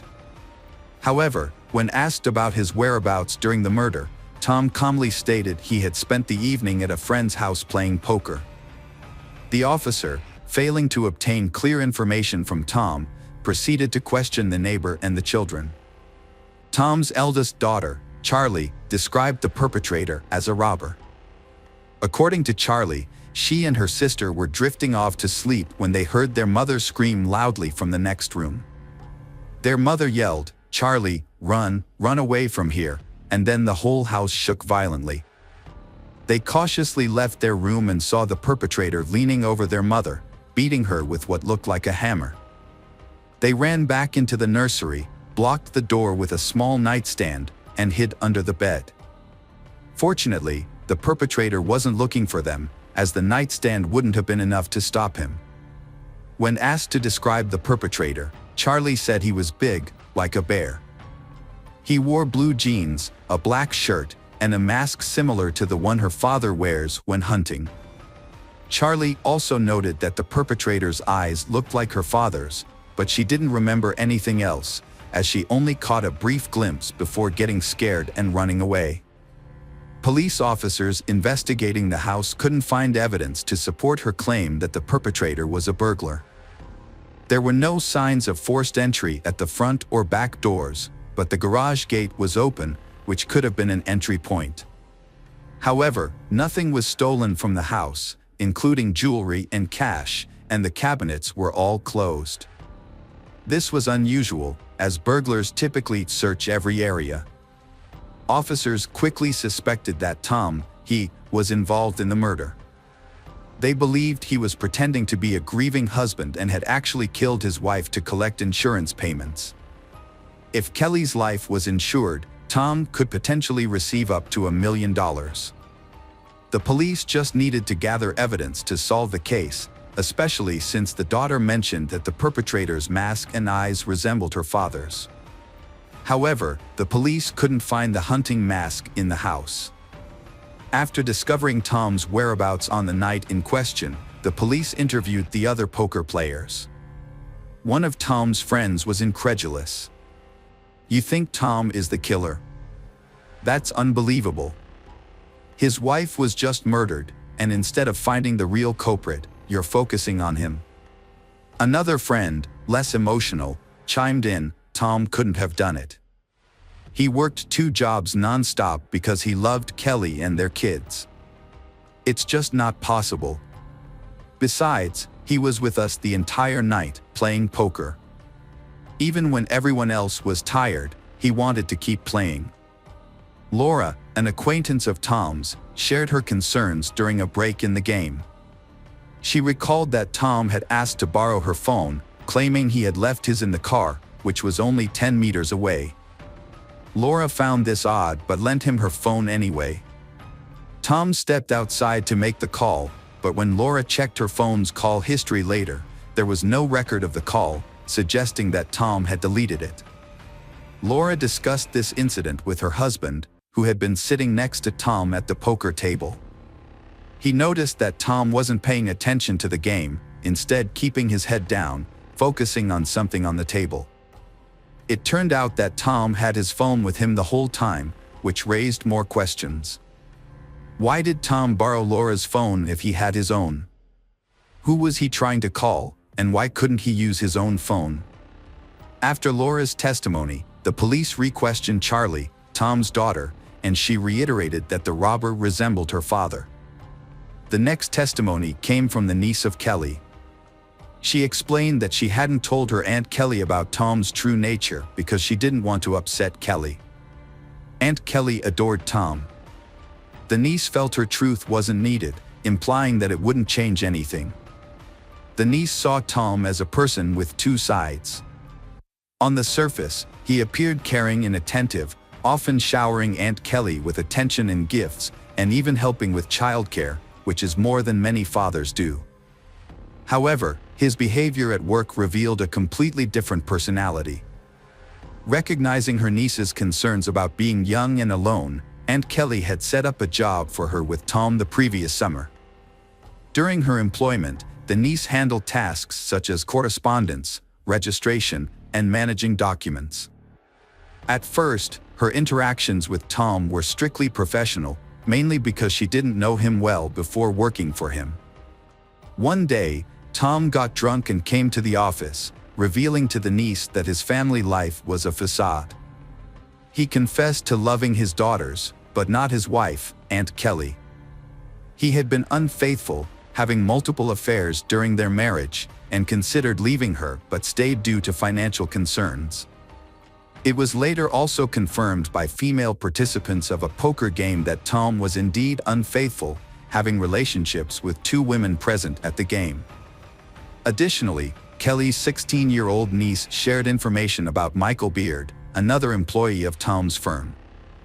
Michael was doing repair work on houses after a fire, but there were frequent reports of items going missing from the houses where he worked. Tom initially doubted his customers when they accused Michael Beard of theft during fire restoration jobs. However, as the complaints continued, it became clear that Michael was indeed stealing from clients.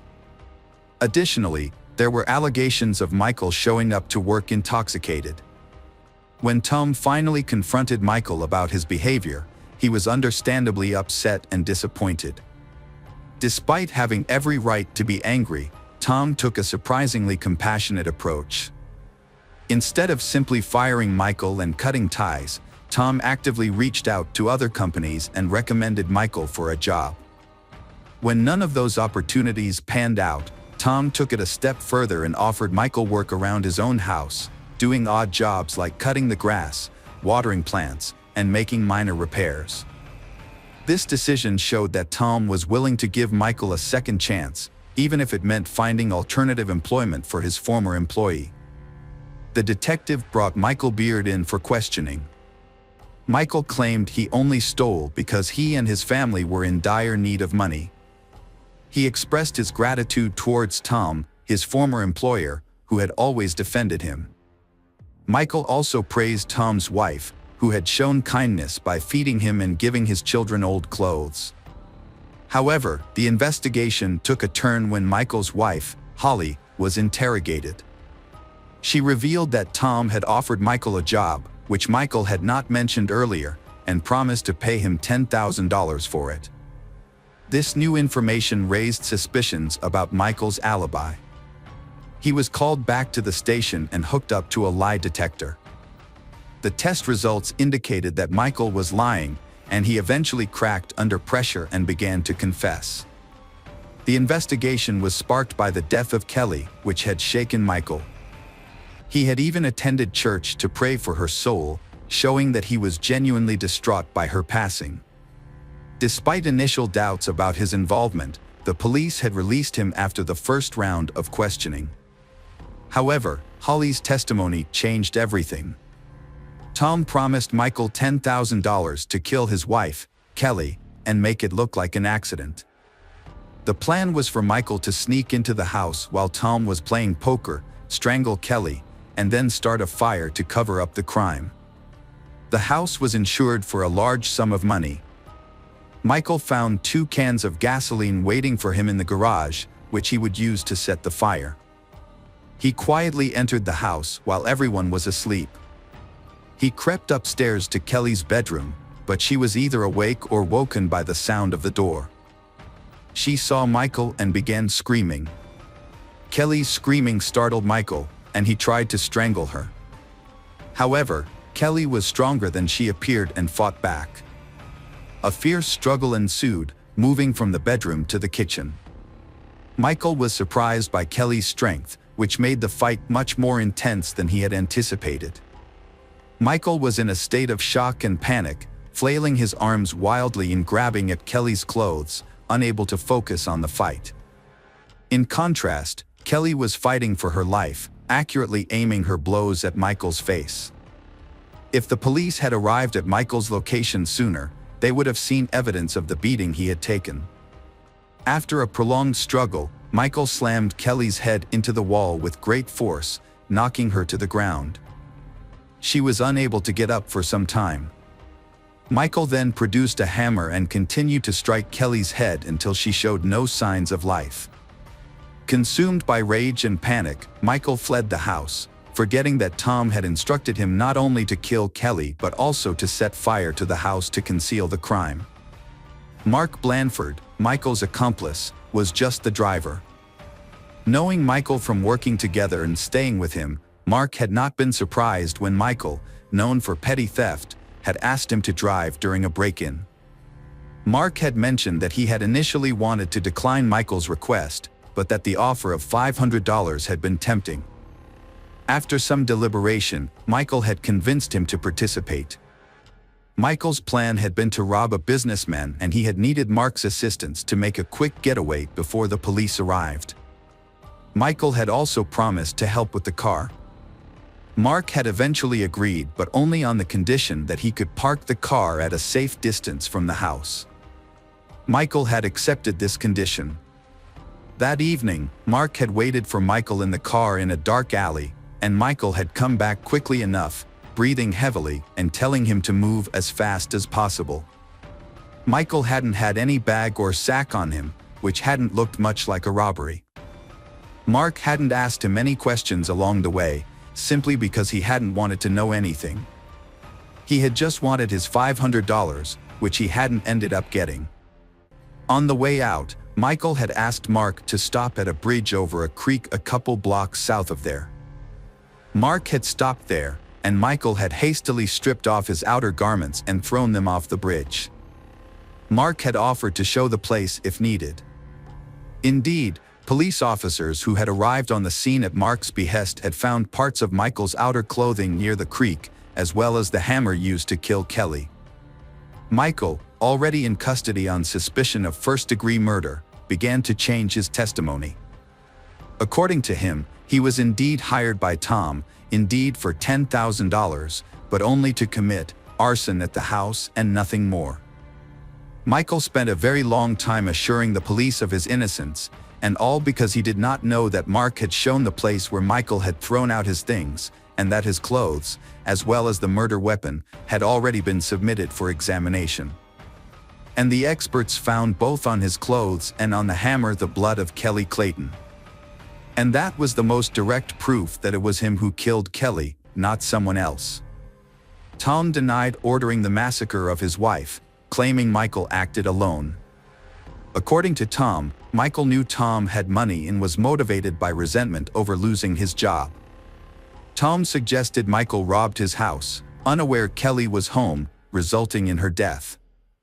However, Laura, a woman who played poker with Tom, revealed that Tom used her cell phone to make a call. The detective obtained the call records, confirming suspicions. The records showed Tom called Michael on the night of September 28th to 29th, Michael was tried first and maintained he was hired to set fire to the house for insurance purposes. He claimed he didn't kill Kelly and the blood on his clothes came from touching her dead body. He had disposed of his belongings to avoid suspicion of being at the Claytons' house that night. His testimony seemed convincing. The jury deliberated for 7 hours before delivering a guilty verdict on all counts against Michael Beard, who now faced life imprisonment.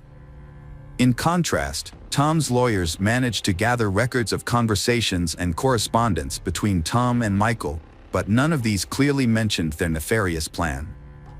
Furthermore, the prosecution's attempts to obtain billing transcripts of Tom's movements yielded no concrete evidence. All the evidence against Tom was circumstantial. However, one key detail caught the attention of investigators. The car in which Mark had given Michael a ride was registered to Tom's company. Moreover, on the day of the incident, Tom had arrived at the office in his personal Toyota but then switched to the company's pickup truck, which was later driven to Michael's house and left there. The truck was returned to the office the day after the tragedy. This suggested that Tom had, in fact, provided Michael with the car that he and Mark used to commit the crime. It was a crucial piece of evidence that the jury testified to during the trial. The 6-day trial concluded with the jury finding Tom guilty of hiring Michael to commit the heinous crime. Michael subsequently appealed, using the testimony of young Charlie, who claimed that the eyes behind the mask belonged to her father.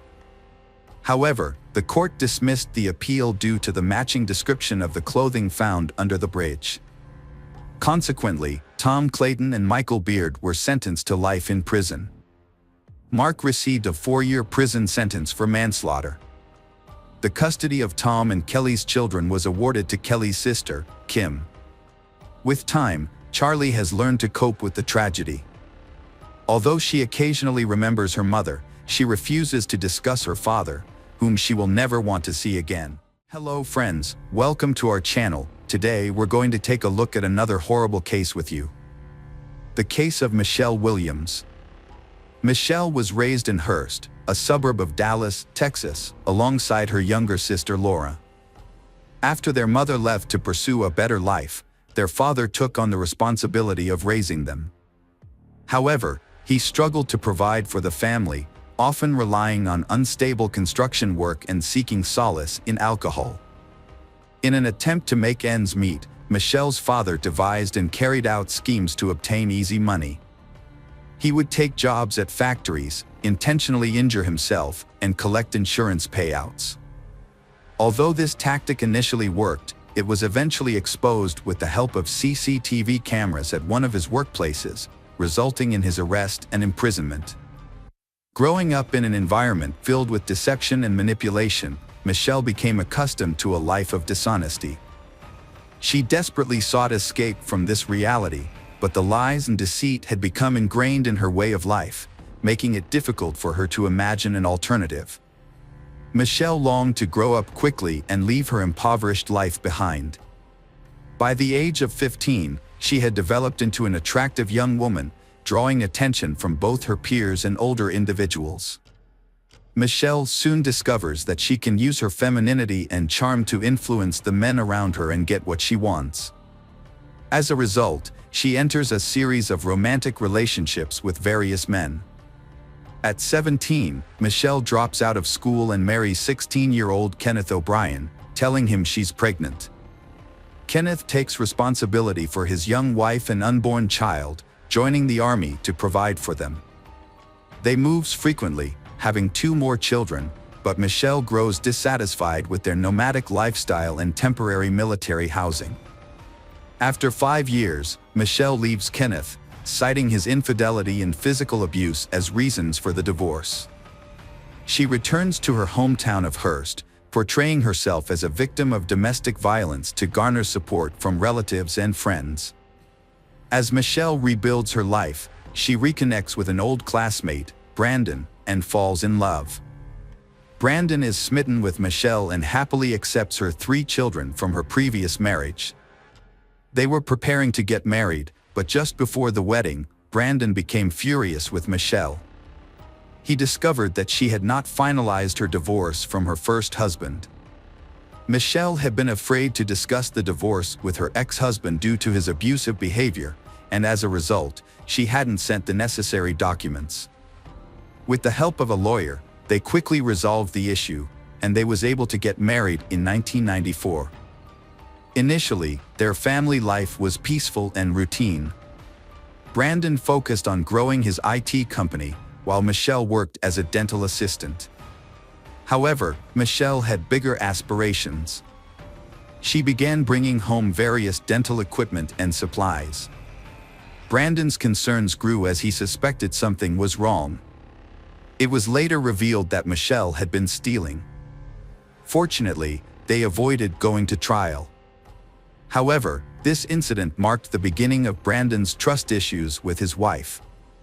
When neighbors reported that cars frequently visited their house while Brandon was at work, he installed a tape recorder in several rooms. Upon listening to the recordings, he discovered that various men were visiting their home throughout the day. Brandon conducted his own investigation and discovered that Michelle's first marriage ended in divorce due to her repeated infidelities, contradicting her claim that it was her husband's abuse. Upon learning this, Brandon reached his limit and requested a divorce. Enraged that Brandon was the one to initiate the split, Michelle sought revenge while he was away at work. Brandon had a valuable saltwater aquarium with thousands of dollars worth of fish. Michelle destroyed it by pouring Comet into the tank, killing all the fish. But that was not the end of her destructive behavior. Brandon's dog, Domino, was also a victim of Michelle's cruelty. She gave the dog sleeping pills, which led to its death. However, this was only the beginning of Brandon's nightmare. Michelle's actions continued to cause harm, and Brandon eventually learned the truth about her when his marriage was ruined. What Michelle did to Brandon was not an isolated incident. Her treatment of other men was even more shocking. It was later discovered that Michelle's first child was the child of her and John Paul Ray, a high school classmate of hers. Instead of telling John the truth, Michelle convinces Kenneth O'Brien that the child is his and he is forced to marry her. For 13 years, Kenneth believed the child was his child and even paid child support from age 5 to 18. After Michelle's divorce from Brandon, she moved in with John, the father of her first child. They lived together in a common-law marriage for 8 years. However, their relationship ended abruptly when John suspected Michelle of cheating on him. Michelle confirmed she was having an affair, which led to John moving out and leaving most of her belongings behind. She then met Greg Williams, a man with a history of marital failures, having been married twice before and having a daughter named Taylor from his previous marriage to Katie.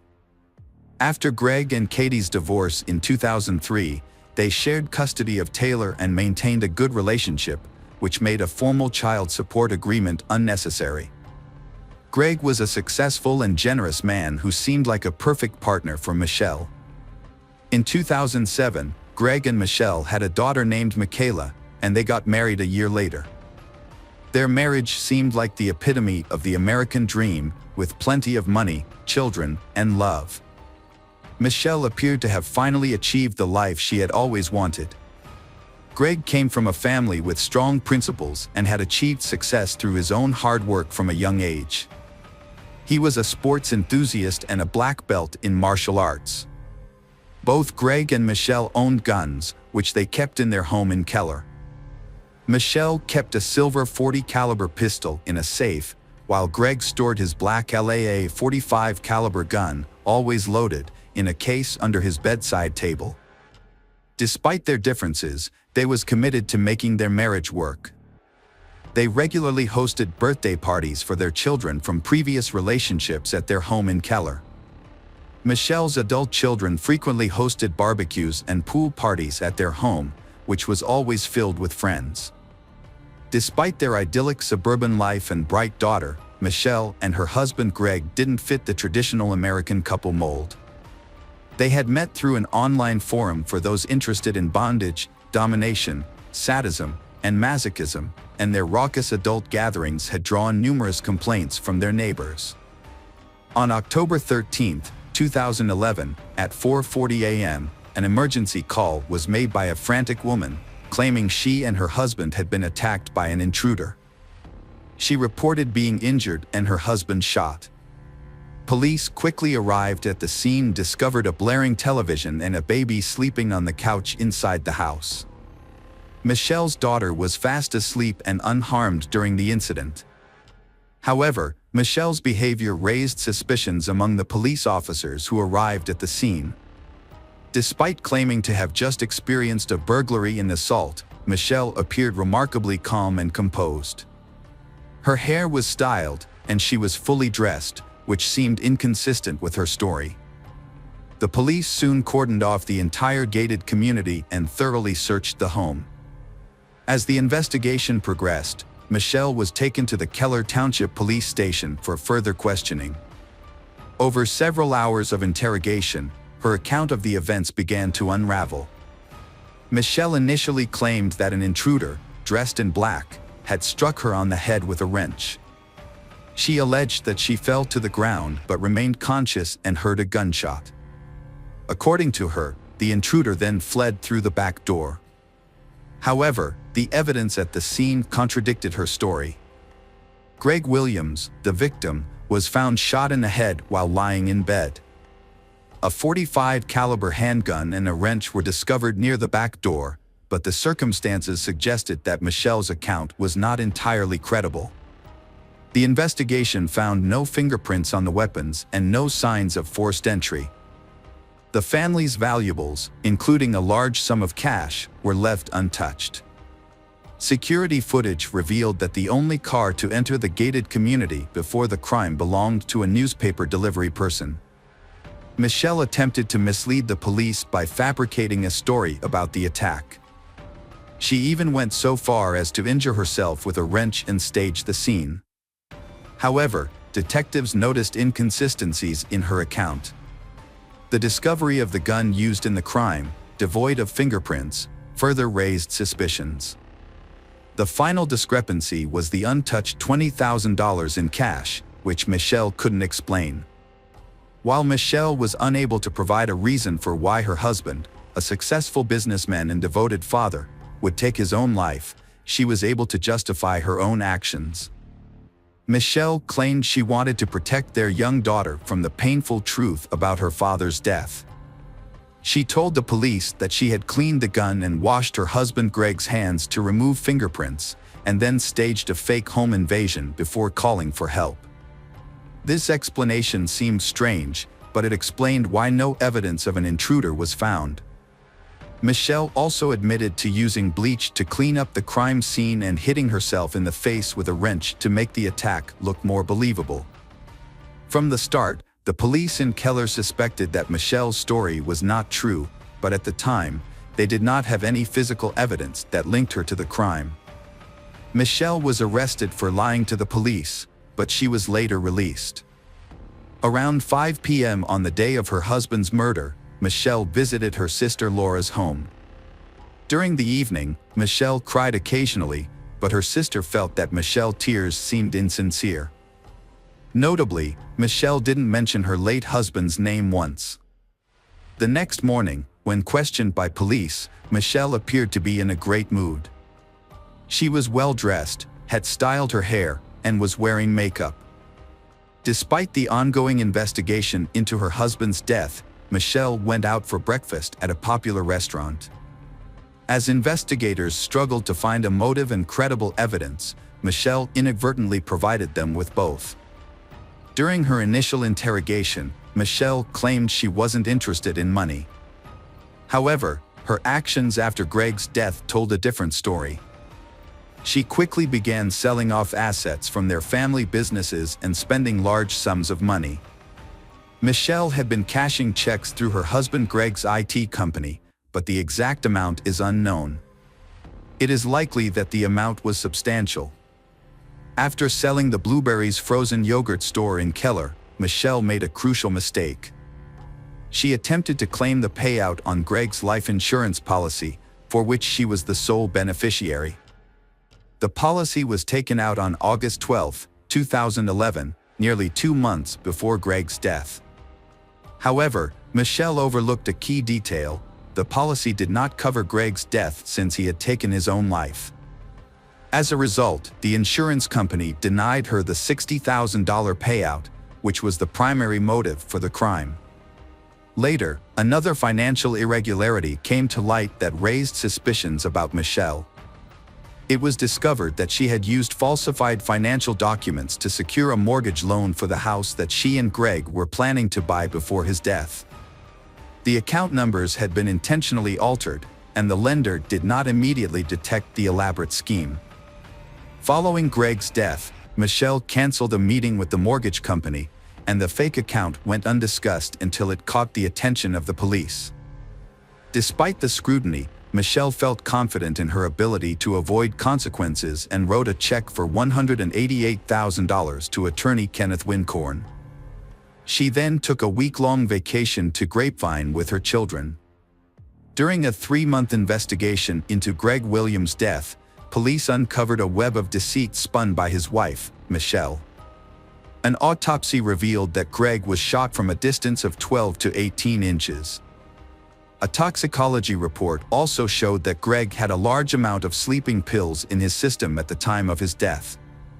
Further investigation found no evidence of a break-in or assault on the house. Instead, police determined that Michelle had sedated her husband, turned up the TV volume, and shot him from close range. Their daughter was asleep in her room and did not hear the shooting. On November 3, 2011, the Tarrant County Medical Examiner officially ruled Greg's death a homicide. Michelle Williams was arrested on January 9 while on her way to a fitness center. She was charged with murder, tampering with evidence, and providing a false statement to police. As the sole witness and suspect, Michelle's bail was set at $522,000. However, she spent only a week in custody before being released on a reduced bail of $85,000. Michelle walked out of jail wearing gym clothes and a GPS monitor, accompanied by her new attorney, Kenneth Wincorn. However, this news infuriated Kathy, Greg's first wife, as she had paid Wincorn with money from Greg's estate, which she believed should not be used to defend Michelle, who was accused of killing Greg. According to online court records, Kenneth Wincorn's law firm had handled Greg and his ex-wife Kathy's divorce in 2003, and his name appeared on documents related to the custody agreement for their daughter Taylor in 2008. However, Wincorn later provided evidence showing his company, rather than him personally, had handled Greg's divorce case, which cleared him of the accusations that he had colluded with Michelle. Kenneth Wincorn learned of Greg's murder from an IT company employee. He described the news as shocking. Later, Michelle sought his help after her attempt to profit from Greg's death failed. Michelle changed her name to Shelley and presented herself as a fitness guru on Facebook. She publicly revealed her relationship with Gene Wallace, a friend of her oldest son who is nearly 15 years younger than her. Shelley and Gene opened a fitness club in Bedford and actively promoted it online. Michelle spent the next few months attending court hearings, enjoying her new relationship, and participating in fitness classes while wearing a GPS tracking ankle bracelet. Her courtroom attire often included miniskirts, knee-length boots, and revealing blouses.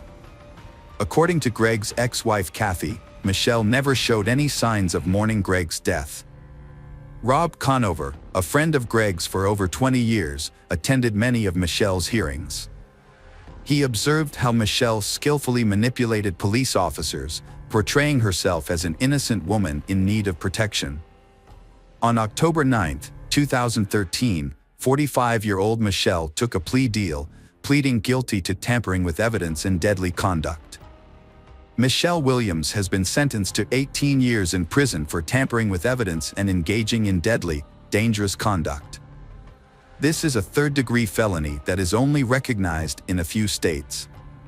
Initially, Michelle admitted to cleaning the gun and her husband Greg's body, but the lack of her DNA at the scene raised doubts about the first-degree murder charge. The trial of Michelle Williams, also known as Keller's Black Widow, has begun. Prosecutors allege that she intentionally targeted her husband in 2011 to collect on his substantial life insurance policy. They described the crime as a clearly planned scheme motivated by greed. According to prosecutors, Michelle drugged her husband with sleeping pills and then shot him in the head to collect the insurance payout.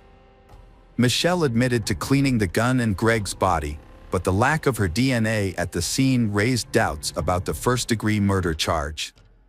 In a statement, Michelle's attorney, Kenneth Wincorn, highlighted the challenges in the case due to the thoroughly cleaned crime scene. If the jury finds that Michelle tampered with evidence and cleaned up the crime scene, she could receive a life sentence.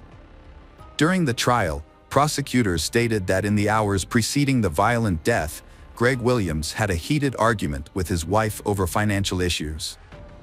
The altercation escalated to the point where he slapped her for spending a significant amount of money intended for a house down payment.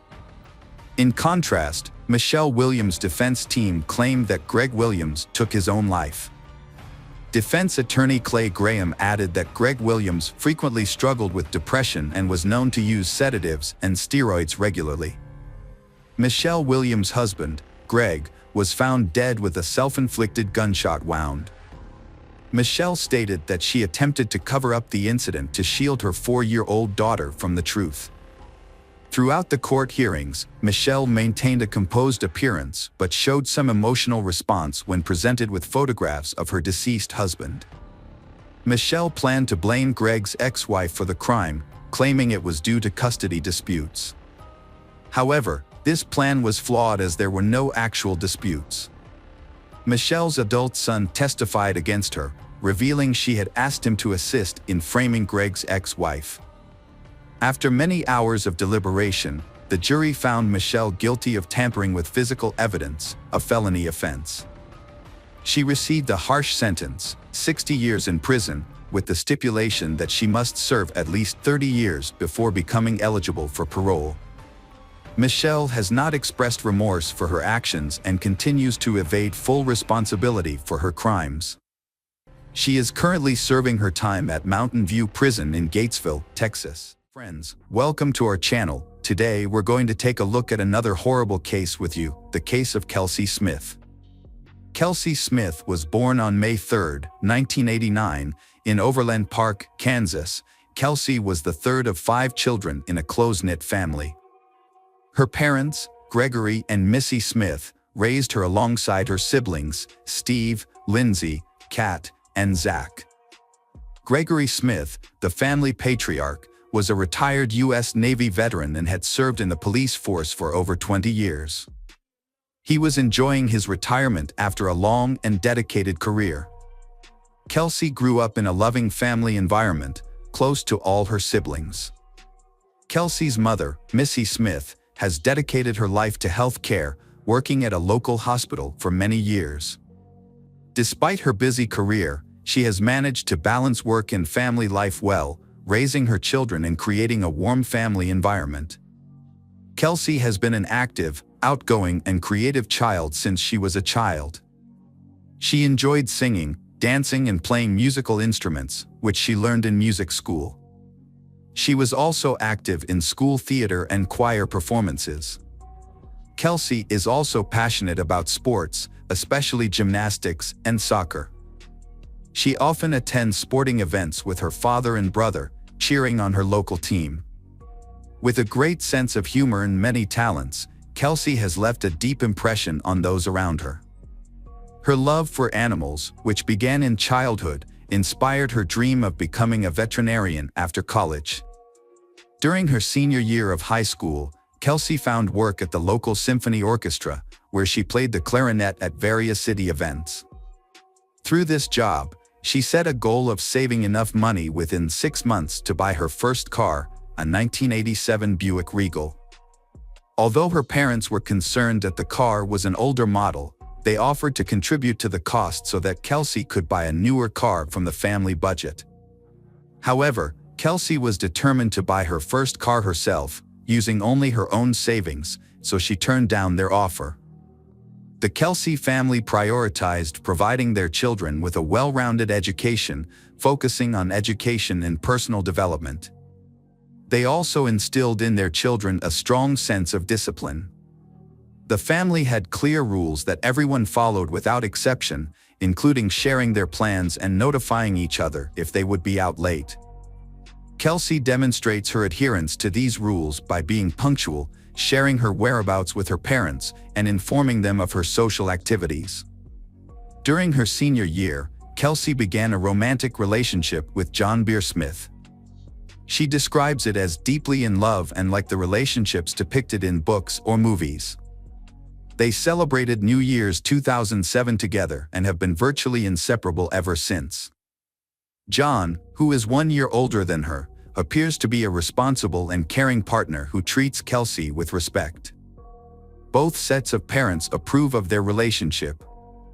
In May 2007, Kelsey turned 18, graduated from high school, and was accepted into a prestigious university in Kansas to study veterinary medicine.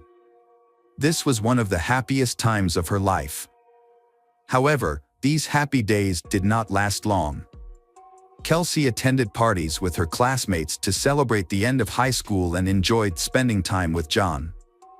At this point, Kelsey had achieved everything she wanted, got into her dream college, and was in a fulfilling relationship with a wonderful partner who was planning to propose. Her life was bright and happy. However, her disappearance from a shopping mall parking lot on June 2, 2007 changed everything. Kelsey and her boyfriend John were about to celebrate a big milestone, 6 months of dating. To make it special, John planned to propose with a custom-made engagement ring and had booked a romantic dinner for they of them. Unaware of John's plans, Kelsey also wanted to surprise him with a gift. That Saturday, she got ready, drove to a nearby Target Corporation store, and called her mother around 7 p.m. to say she had found the gift but needed a special bag for it. Her mother suggested checking the mall across the street from Target Corporation for a romantic gift bag. Kelsey thanked her mother for the advice and promised to be home soon. John was supposed to pick her up at 8 o'clock. However, after that conversation with her mother never heard from Kelsey again. Kelsey failed to return home. When John arrived at 8 with a large bouquet of flowers, he was shocked and frightened to discover Kelsey's absence.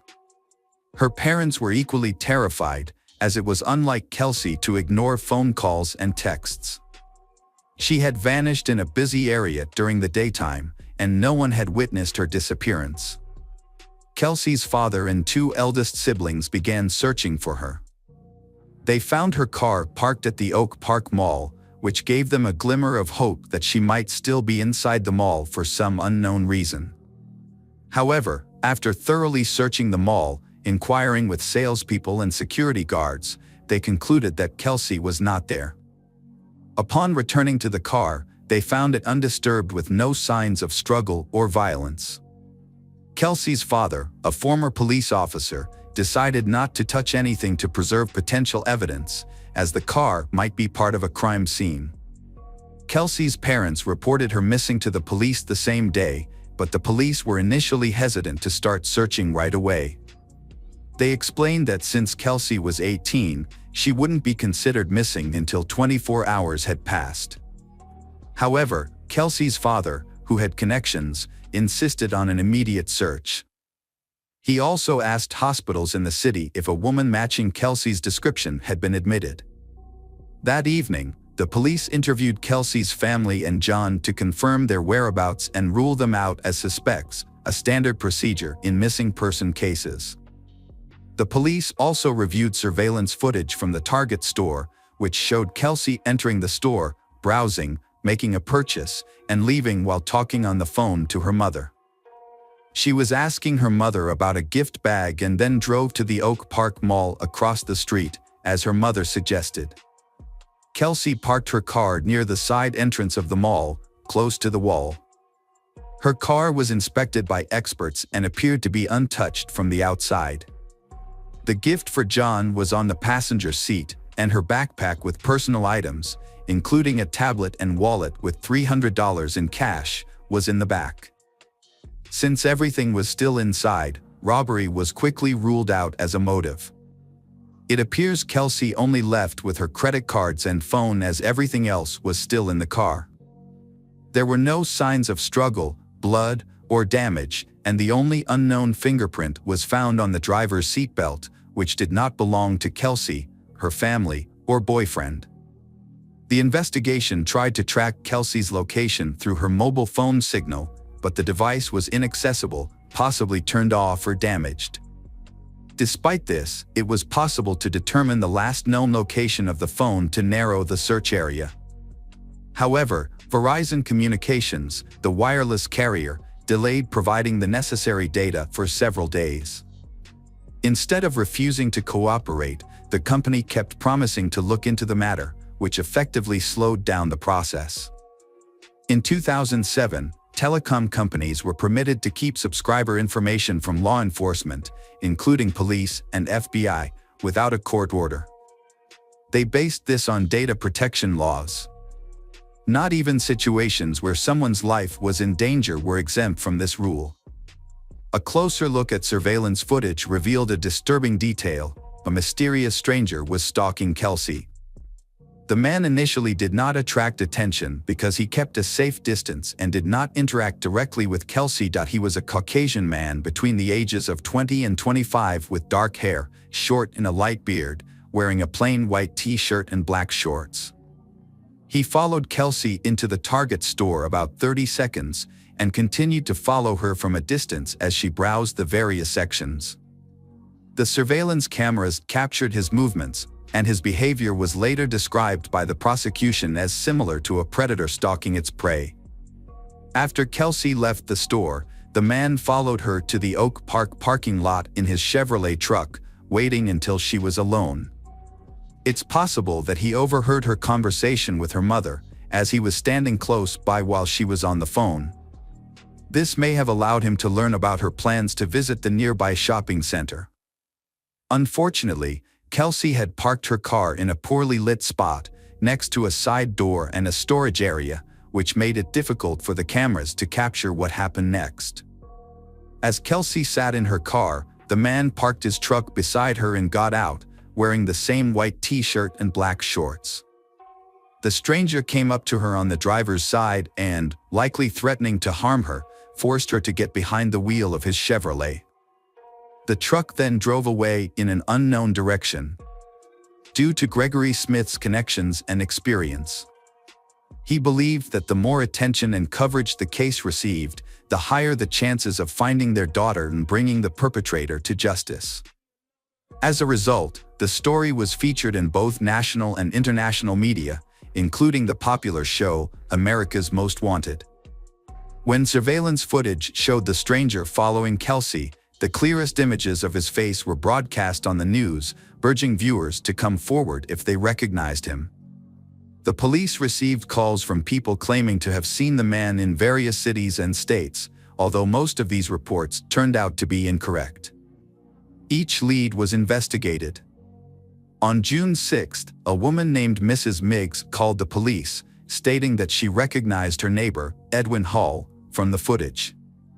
Initially, she had hesitated to report it due to doubts, but the information about the truck removed her last doubts, as Edwin owned an old 1970s Chevrolet. On June 6, 2007, two significant events occurred in the investigation. The police received crucial data from Verizon Communications about the last known location of Kelsey's phone signal. This information pinpointed a specific cell tower, allowing the police to establish a 1.1-mile search radius to the north. Within 45 minutes of starting the search, Kelsey's body was found in the brush near Longview Lake, Missouri, about 30 meters from where she was abducted. The medical examiners determined that she had been brutally assaulted and strangled with her own belt. Kelsey's body was discovered without clothing, except for the belt used to strangle her. Her body was carelessly discarded in the bushes, partially covered with dry branches. Over the 4 days it lay exposed to the June sun, her remains were severely disfigured by insects and wildlife, making them almost unrecognizable. Despite the state of her remains, the examination confirmed that the body was indeed Kelsey Smith. The second major event on June 6 was the arrest of the main suspect. When police arrived at his residence, he remained calm and acknowledged that his friends called him Jack. He agreed to provide a statement at the police station. During the interrogation, Edwin Hull claimed he had never seen Kelsey before, even when shown a photograph of her. When presented with surveillance footage from the store that showed him following her, he insisted that he had only visited Target for personal reasons and hadn't noticed her. He suggested that their appearance together in the footage was just a strange coincidence. Despite being shown irrefutable evidence, Edwin seemed confident that he had covered his tracks and couldn't be held accountable. He had thoroughly cleaned his van and had used protection during the assault, leaving no DNA evidence behind. However, Edwin agreed to cooperate with the investigation and provided his DNA sample and fingerprints. A crucial piece of evidence emerged when his fingerprints matched those found on Kelsey's car's seatbelt buckle. A thorough search of his home also revealed a hidden air pistol with Kelsey's DNA on the barrel. Edwin was officially charged with abduction, assault, and murder. A jurisdictional issue arose, as Kelsey was abducted in Kansas but her body was found dead in Missouri. This was important because it affected the potential sentence.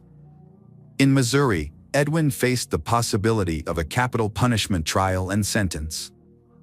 Edwin realized the seriousness of his situation and, after consulting his lawyer, decided to confess to the crime and provide details in the hope of a reduced sentence.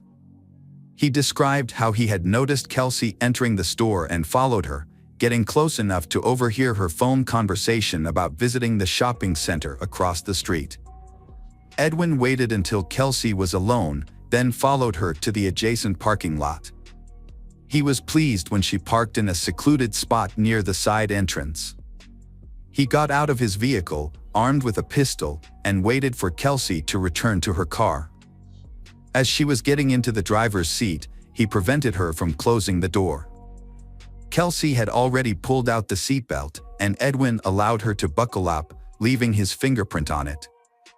Edwin then put the pistol barrel in Kelsey's mouth, threatening her to move to his vehicle's driver's seat. Kelsey drove Edwin's truck while he aimed the gun at her and gave her directions. When they reached a remote area at the state border, Edwin ordered Kelsey out of the truck and led her into the bushes. There, he assaulted and strangled her with the belt, then covered her body with branches.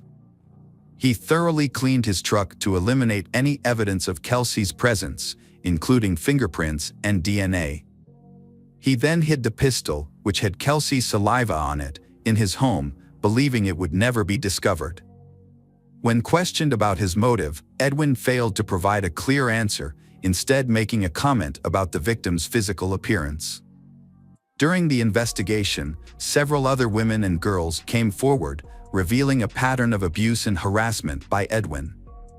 Further investigation uncovered more instances of Edwin's wrongdoing, including coercing a 14-year-old neighbor into intimacy, harassing a waitress, and fleeing a restaurant without paying.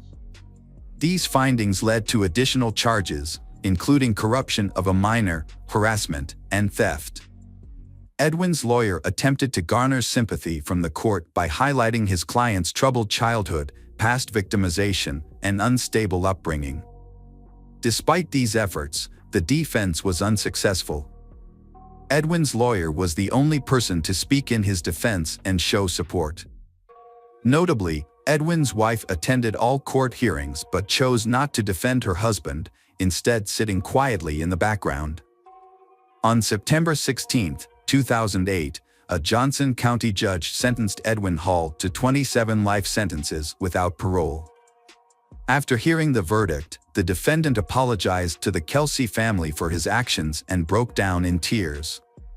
He is now serving his sentence at the Hutchinson Correctional Facility in Kansas. Hello friends, welcome to our channel. Today we're going to take a look at another horrible case with you, the case of Banaz Mahmud. Banaz Mahmud was born on December 16, 1985 in Iraq. She comes from an Iraqi Kurdish family with strong religious traditions. Her parents, Mohammed Babakar Mohammed and his wife, had 6 children, 1 son, Bahman, and 5 daughters, Baza, Beel, Han, Jaban, and Banaz. They lived in a rural tribal area in Iraqi Kurdistan, adhering to traditional values, especially regarding women's roles. In 1995, when Banaz was 10 years old, her family moved to the UK. However, this change in location did not alter their deeply held religious and traditional views. Despite being in a more liberal European country, the family continued to reject modern opinion and lived within their tight-knit religious community. At 17, Banaz was forced into a marriage with a man 10 years her senior, who had recently arrived from Iraq. He did not speak English and lacked basic literacy skills. Banaz having met her future husband only 3 times before the wedding. Banaz, described as a girl with brown eyes, long dark hair, and a kind smile, followed tradition and moved into her new husband's home, despite him being a stranger to her. From the start, Banaz suffered physical and emotional abuse at the hands of her husband. Despite having lived in the UK and being aware of her rights, she was trapped in a cycle of violence.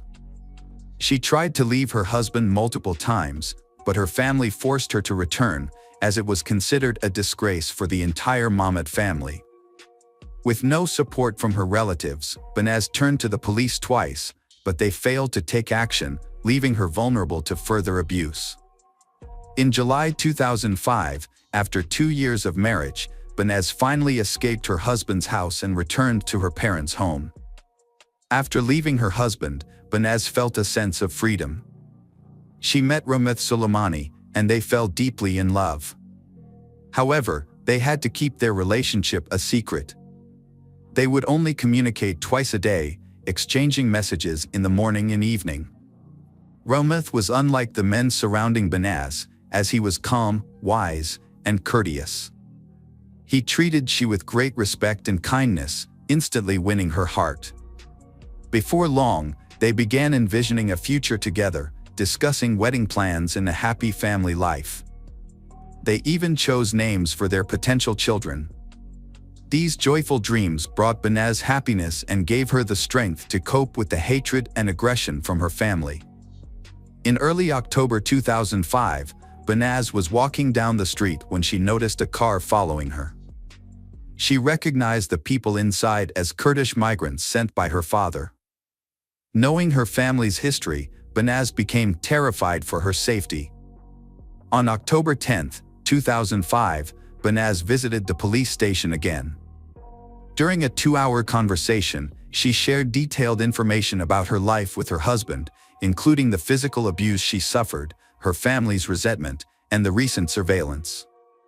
She told the police that her husband had repeatedly beaten her, and during one incident, he nearly knocked out her tooth because she dared to call him by his first name in public. Banaz had previously informed the police that she feared for her life, but her concerns were ignored.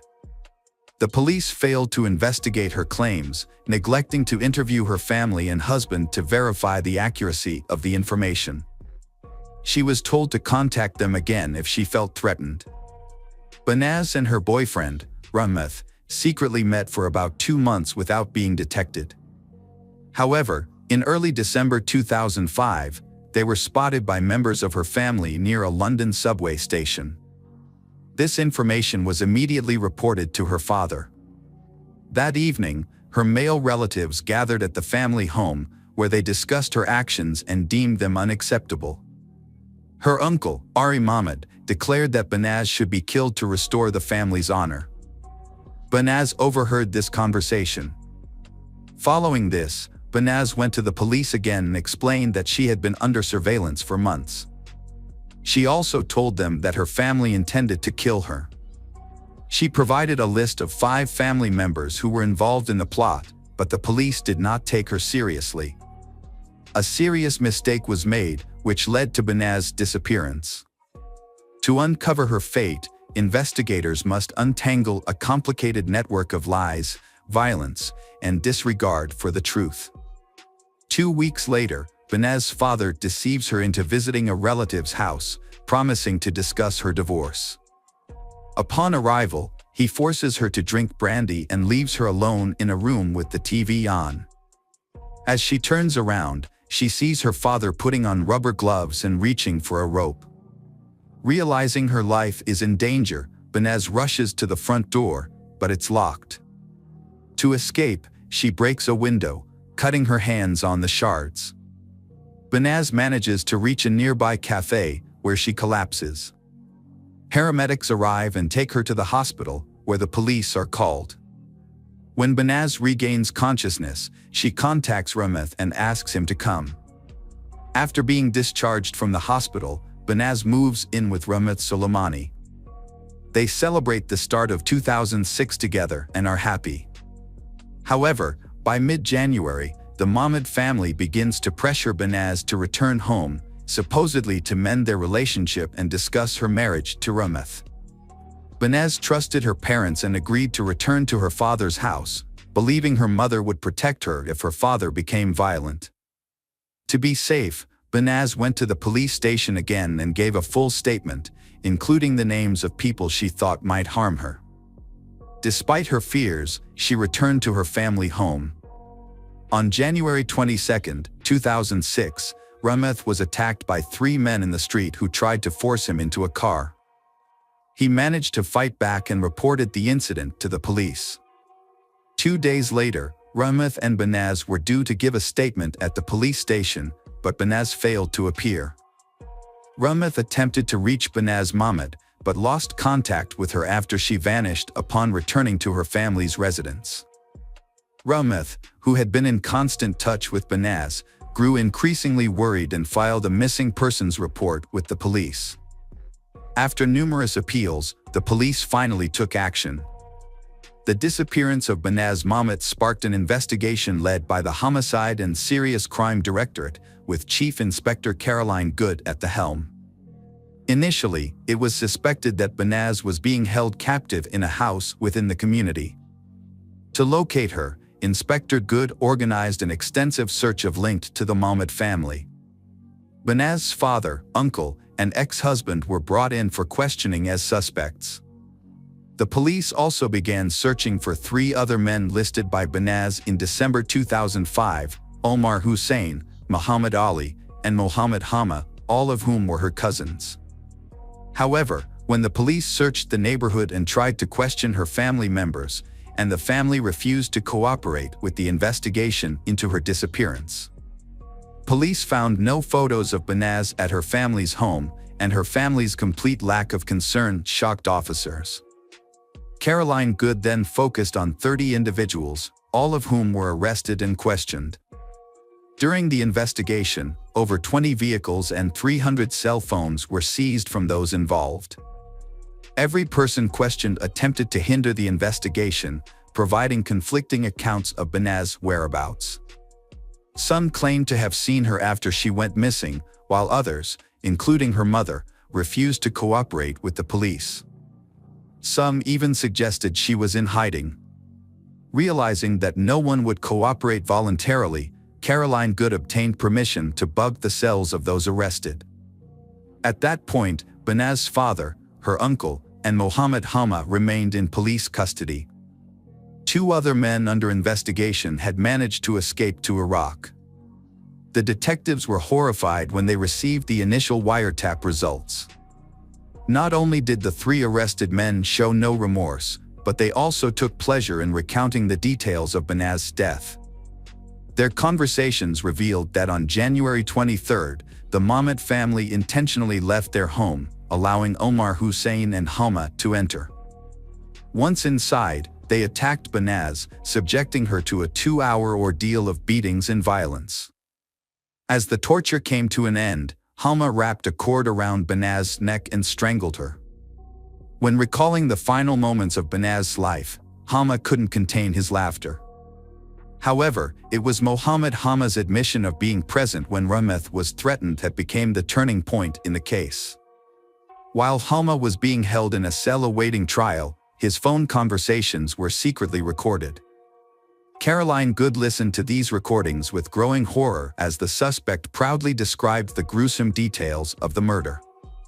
In the recordings, Halma provided a detailed account of what they did to Banaz. Despite being terrified and vomiting, Banaz remained silent. Halma then wrapped the rope around her neck 3 times, pulling it so tight that it dug into her skin. As he continued to speak with excitement, he placed his feet on her back and pulled and tugged on the rope. Banaz clung to life until her last breath. It took the perpetrators over 30 minutes to kill Banaz. The brutality of the crime was too much for Caroline Good and the detectives, and they couldn't hold back their tears. Banaz's cousin, Dana Amin, 30, was present in the house and helped the perpetrator put Banaz's body in a suitcase. Muhammad Ali then dragged the suitcase out of the house to a waiting car nearby. Halma revealed that a police car drove by, but the officers didn't notice the suitcase, which had hair and an elbow protruding from it. The very people meant to protect Banaz were involved in plotting her murder. They strangled her with a shoelace, stuffed her body into a suitcase, and took it outside of London. Snippets of conversation mentioned a derelict house with a garden in Birmingham. Caroline Good used the information gathered and matched it with the movement data from the arrested suspects' phones to identify the search area. Due to the vastness of the area, the search could have taken a long time. During a conversation with the suspects, one of them suddenly turned to the other and asked if they had put the freezer back where it originally was. This sparked an idea for Caroline Good, now knew what to look for. A police helicopter was deployed to scan the area and spotted a house with a backyard filled with trash, including a white oblong object resembling a freezer that stood out among the black garbage bags. Upon closer inspection of the suspicious house, the officers' suspicions were confirmed. The police officers began digging, but as the hole reached shoulder depth, they were on the verge of giving up, all except Caroline Good. She recalled the words of Mohammed Hama, who had boasted to relatives that he had buried the victim so deep that she would only be found with the help of an informant.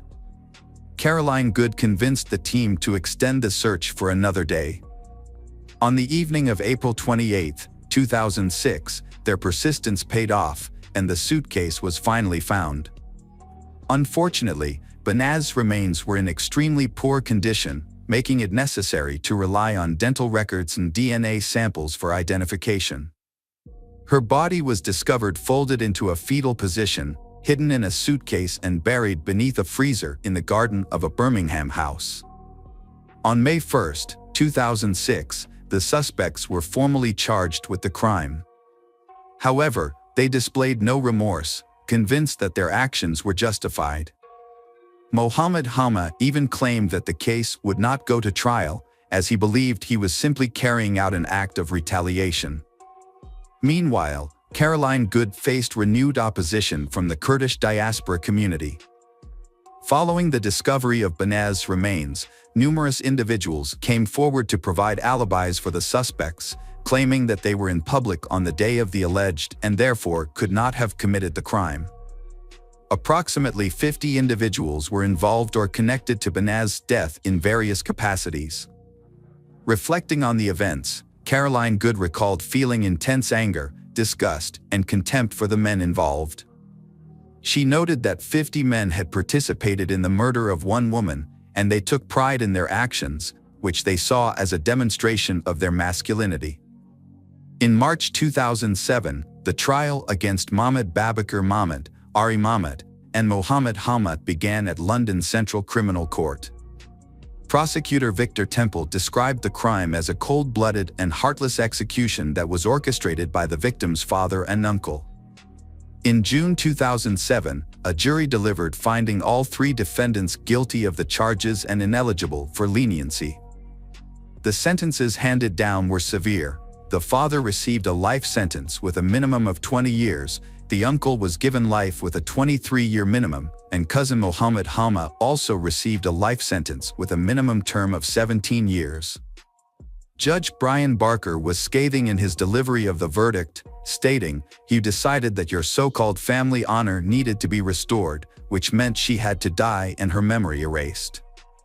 This is a heinous and heartless crime. What kind of honor is it when a father prioritizes his social status over the life of his own child?" A mere 4 months after the trio's conviction, London police were informed that Muhammad Ali had been arrested in Iraq for a crime committed against a young boy. Muhammad Ali had taken his own life. Omar Hussein, the last of the 5 perpetrators, had been hiding in rural Iraq, attempting to avoid public detection. However, in December 2009, he was shot in the leg during an altercation with one of his brothers and required medical attention. Upon arriving at the hospital, police were notified and subsequently arrested him. Initially, Omar Hussein denied being in London in 2005, thereby claiming innocence in Banaz's death. But UK Social Security records revealed that he had been receiving refugee benefits during that time, contradicting his statement. The court ultimately sentenced him to life imprisonment with a minimum term of 21 years. Dana Amin was given an 8 years prison sentence for his role in disposing of Banaz Mahmoud's body and hindering the investigation. A recorded interview with Banaz at a police station implicated her family in the crime.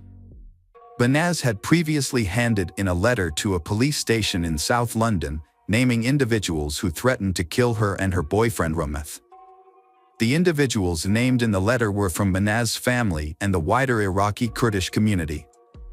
They were angry about her decision to divorce her husband, who treated her poorly. Despite several attempts to leave him, Banaz returned due to family pressure. The police failed to respond properly to Banaz's situation, which ultimately resulted in her death. However, this case prompted significant changes in how honor-related cases are handled. An inquiry into police misconduct was launched after Banaz's death, and an independent commission investigated 9 police officers for their inadequate response to her allegations. 7 officers received reprimands, and 2 were dismissed.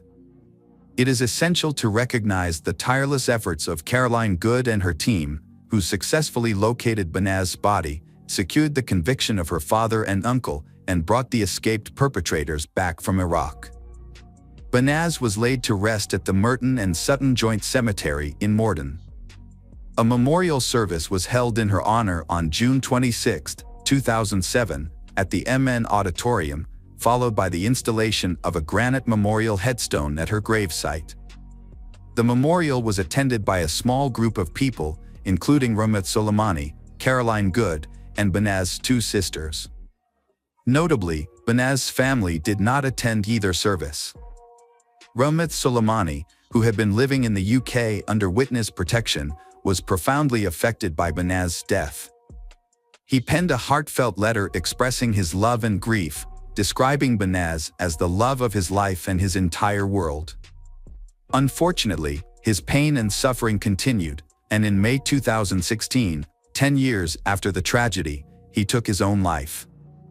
This was his 3rd attempt to end his life, a devastating consequence of the trauma he had endured. Hello friends, welcome to our channel. Today we're going to take a look at another horrible case with you, the case of Kaylee Mandotti. Kaylee Mandotti was born on August 20, 1998, in Webster, Texas, to parents Tak Mandotti and Allison Steele. Her family enjoyed a comfortable lifestyle, with her mother working as a scientist and her father serving as an international executive director at MGM Resorts. Following her parents' divorce, Kaylee's mother, Allison, married NASA engineer Lawrence Buten, who resided in Houston. Although Kaylee's parents were separated, she maintained a close relationship with her father and regularly stayed in touch. Her stepfather, Lawrence, adored Kaylee and became a loving second father figure to her.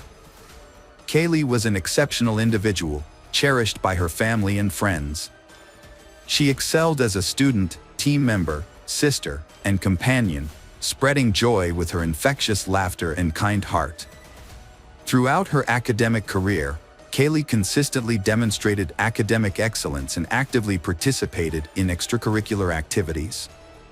Her diverse interests included horseback riding, piano playing, and theatrical performances. As a Girl Scout, Kaylee spent time exploring the Clear Lake neighborhood with friends and embarking on hikes with her parents.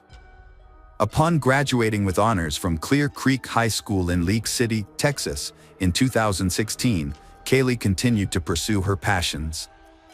With a deep love for animals, Kaylee volunteered with a group called Animal Therapy.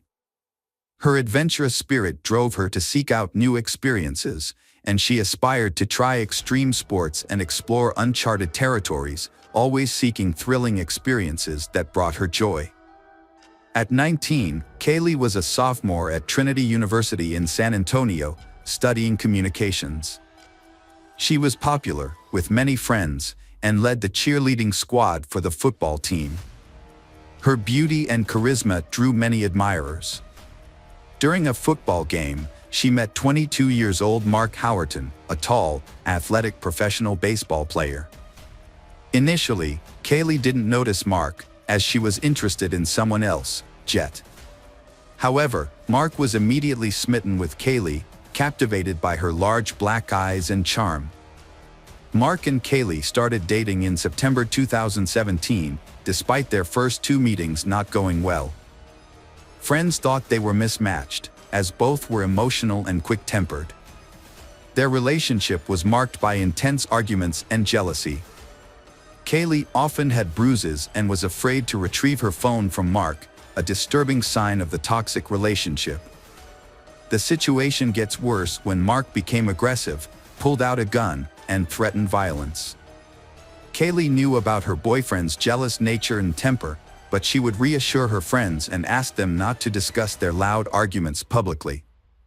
However, on September 24, 2017, around 1 a.m., Kaylee's roommates had had enough and called the police due to loud noises and a man yelling and threatening violence coming from Kaylee's room. When the officer arrived, Mark was alone in the room, and Kaylee declined to press charges, downplaying the incident as just a lover's quarrel. Kaylee's friends suspected Mark of using controlled substances, which led to his angry outbursts. They recalled an incident where he threatened to throw Kaylee off a balcony and reported it to the police. Despite their tumultuous relationship, they was deeply in love during calm moments. On October 29, they attended the Mala Luna Music Festival in San Antonio, a major event with gothic and industrial music. Mark and Kaylee were enjoying a fun time with their friends at a festival until Kaylee's ex-partner unexpectedly appeared, causing tension between Mark and Kaylee. They got into a big argument and left the festival early. Their friends didn't see them again that night. 6 hours later, Mark pulled up to a hospital in his black Mercedes, frantically seeking help. The medical staff found Kaylee unconscious and partially undressed in the front seat. The car was a mess, with her clothes scattered everywhere, and she was slumped forward, unresponsive. The hospital staff rushed Kaylee to the emergency room, where Mark revealed that they had taken illegal substances before the festival. This information helped doctors treat her for a possible overdose. Kaylee was then transferred to a specialized medical facility in Kyle, Texas, where a nurse with expertise in intimate assault cases examined her. The nurse found additional bruises on Kaylee's arms, legs, and ear. Further examination revealed that Kaylee had suffered blunt force trauma to the face and head, which ultimately led to her death. It became clear that Kaylee had been Kaylee of a fatal assault. Police launched an investigation into the death of Kaylee Mendotti, focusing on Mark as the primary suspect since he was the last person seen with her on the night of her death. During police interviews, Mark raised suspicions by repeatedly changing his story and omitting crucial details. Surveillance footage revealed that he and Kaylee had been to places that Mark had not mentioned in his account. As the investigation continued, it was discovered that Mark had a history of aggressive behavior towards Kaylee, according to her friends and family. One of her sisters even expressed fear of him. The police uncovered previous incidents of violence between they including an instance where Mark hit Kaylee's head against a car window and vandalized her dorm room at Trinity University. When Kaylee's parents learned about Mark's history of abuse, they were devastated. Her mother, Allison Steele, filed a lawsuit against Trinity University, alleging that the school failed to protect her daughter from Mark's attacks. The lawsuit, filed in Becker County District Court, also named Mark as a defendant, claiming that he killed Kaylee in a jealous rage. The lawsuit claims that Mark Howerton assaulted 19-year-old Kaylee Mandotti, resulting in her death. It also alleges that Trinity University staff, administrators, and campus police were aware of Howerton's violent behavior and threats to harm Kaylee, including physical harm and breaking her face. Despite this knowledge, the university failed to take action to protect Kaylee in the weeks leading up to her death. A Trinity University spokesperson declined to comment on the lawsuit, citing the ongoing legal process. The lawsuit states that the university's inaction, despite numerous reports of harassment, intimidation, domestic violence, and gender discrimination, led to Kaylee's tragic death. The lawsuit argues that if Trinity University had intervened as it should have, Kaylee's death could have been prevented. The university failed to follow its own policy on investigating and responding to potential cases of relationship violence and harassment. After an incident in his dorm room, Mark was banned from campus for a year due to a criminal trespass order. Despite this, he continued to violate the order. Furthermore, detectives uncovered numerous accounts of Mark's violent behavior towards Kaylee during their relationship. One of Kaylee's sisters reported that Mark threatened to throw Kaylee off a balcony during an argument. Another sister claimed that Mark threatened to shoot some of Kaylee's ex-boyfriend's brothers with a gun. Based on these allegations, the police issued a warrant for Mark's arrest in February 2018. He turned himself in to the authorities. Following the discovery of Kaylee's disarrayed room at the university, Mark faced multiple charges, including criminal acts, intimate violence, and abduction. However, he pleaded not guilty to all charges. The first trial regarding Kaylee's death began in December 2019. Prosecutors argued that Mark, known for his volatile temperament, fatally assaulted Kaylee in a fit of rage. They claimed that he drove her around for nearly 6 hours before taking her to the hospital. In his defense, Mark's lawyers suggested that Kaylee's death could be attributed to various factors, including the presence of banned substances in her system, which may have caused a spike in blood pressure or head trauma during intimate activity. Kaylee's mother described the injuries on her daughter's body as severe, comparable to those from a plane crash. The injuries were indeed extensive, as evident from photos shown to the Bayhart County jurors. The images depict Kaylee, a sophomore at Trinity University from San Antonio, Texas, with severe bruises, red marks and scratches all over her body, from head to toe. Both her eyelids were swollen and bruised. Only her back and the back of her legs showed no signs of injury. Dr. Susanna Dana, the forensic pathologist who conducted Kaylee Mandotti's autopsy, took graphics and photographs that revealed a subdural hematoma on the right side of Kaylee's brain. This type of injury is typically associated with traumatic brain damage. Kaylee's father, Tilak Kaylee, became emotional after seeing 2 photos of his daughter in the ICU, where she lay in a vegetative state, surrounded by numerous tubes, with her face barely visible. Dr. Susanna Dana testified about the severe head and facial injuries she found on Kaylee. These injuries included a dent in her skull, eye trauma, and extensive bruising on her jaws, mouth, gums, lips, and cheeks. There were also hemorrhages in both eyes. Dr. Dana concluded that Kaylee's death was caused by head and facial trauma from a blunt object. However, Dr. William Anderson disagreed with this conclusion after reviewing the autopsy results. He pointed out that there were no fractures in the eye sockets, nose, or face, which suggested that Kaylee was not attacked from the front. Instead, Dr. Anderson believed that Kaylee's injuries were more consistent with a fall and subsequent medical treatment. Defense attorney John Hunter presented an alternative explanation, arguing that the prosecution lacked sufficient evidence to determine what happened to Kaylee Mandotti the night of the incident, making it impossible to prove Mark Howerton's involvement. During the trial, Hunter frequently highlighted Kaylee's history of drug use, including her treatment for substance dependence at a hospital. Professor Jason Wallach from the University of Sciences in Philadelphia testified that Kaylee had a high level of MDMA, ecstasy, or Molly, in her blood when her boyfriend took her to the hospital on October 29, 2017. The presence of this substance can turn a minor head injury fatal. Hunter stated that MDMA affects people differently, causing increased body temperature or electrolyte imbalances that can lead to loss of consciousness. Mark Howerton told investigators that he and Kaylee had an argument and engaged in consensual rough intimacy before she lost consciousness, but the origin and timing of her bruises remained unexplained. In December 2019, Allison believed Mark Howerton would be found responsible for her daughter's death. However, the trial ended in a mistrial due to the jury's inability to reach a verdict.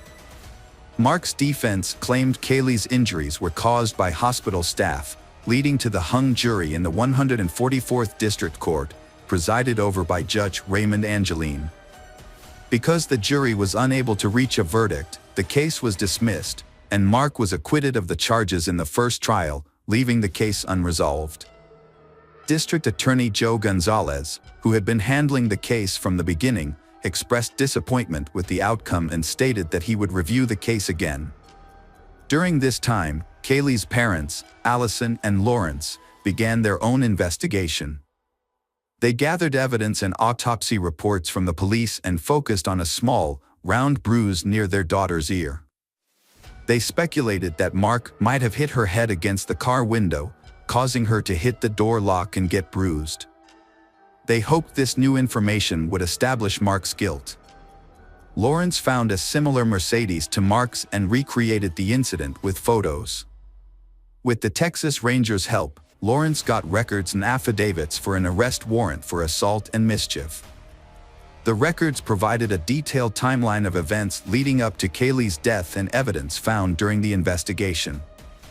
The authorities exposed Mark Howerton's alleged deception to the Rangers and revealed the evidence that resulted in his arrest. Prosecutors described Howerton as a controlling boyfriend who constantly called Kaylee Mandotti, took away her phone, and isolated her from friends. 2 weeks before Kaylee's death, Howerton physically assaulted her, pushing her against a brick wall and trashing her dorm room.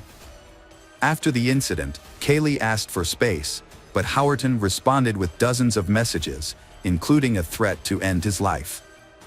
Kaylee pleaded with him not to harm himself. That evening, Howerton called Kaylee around 200 times.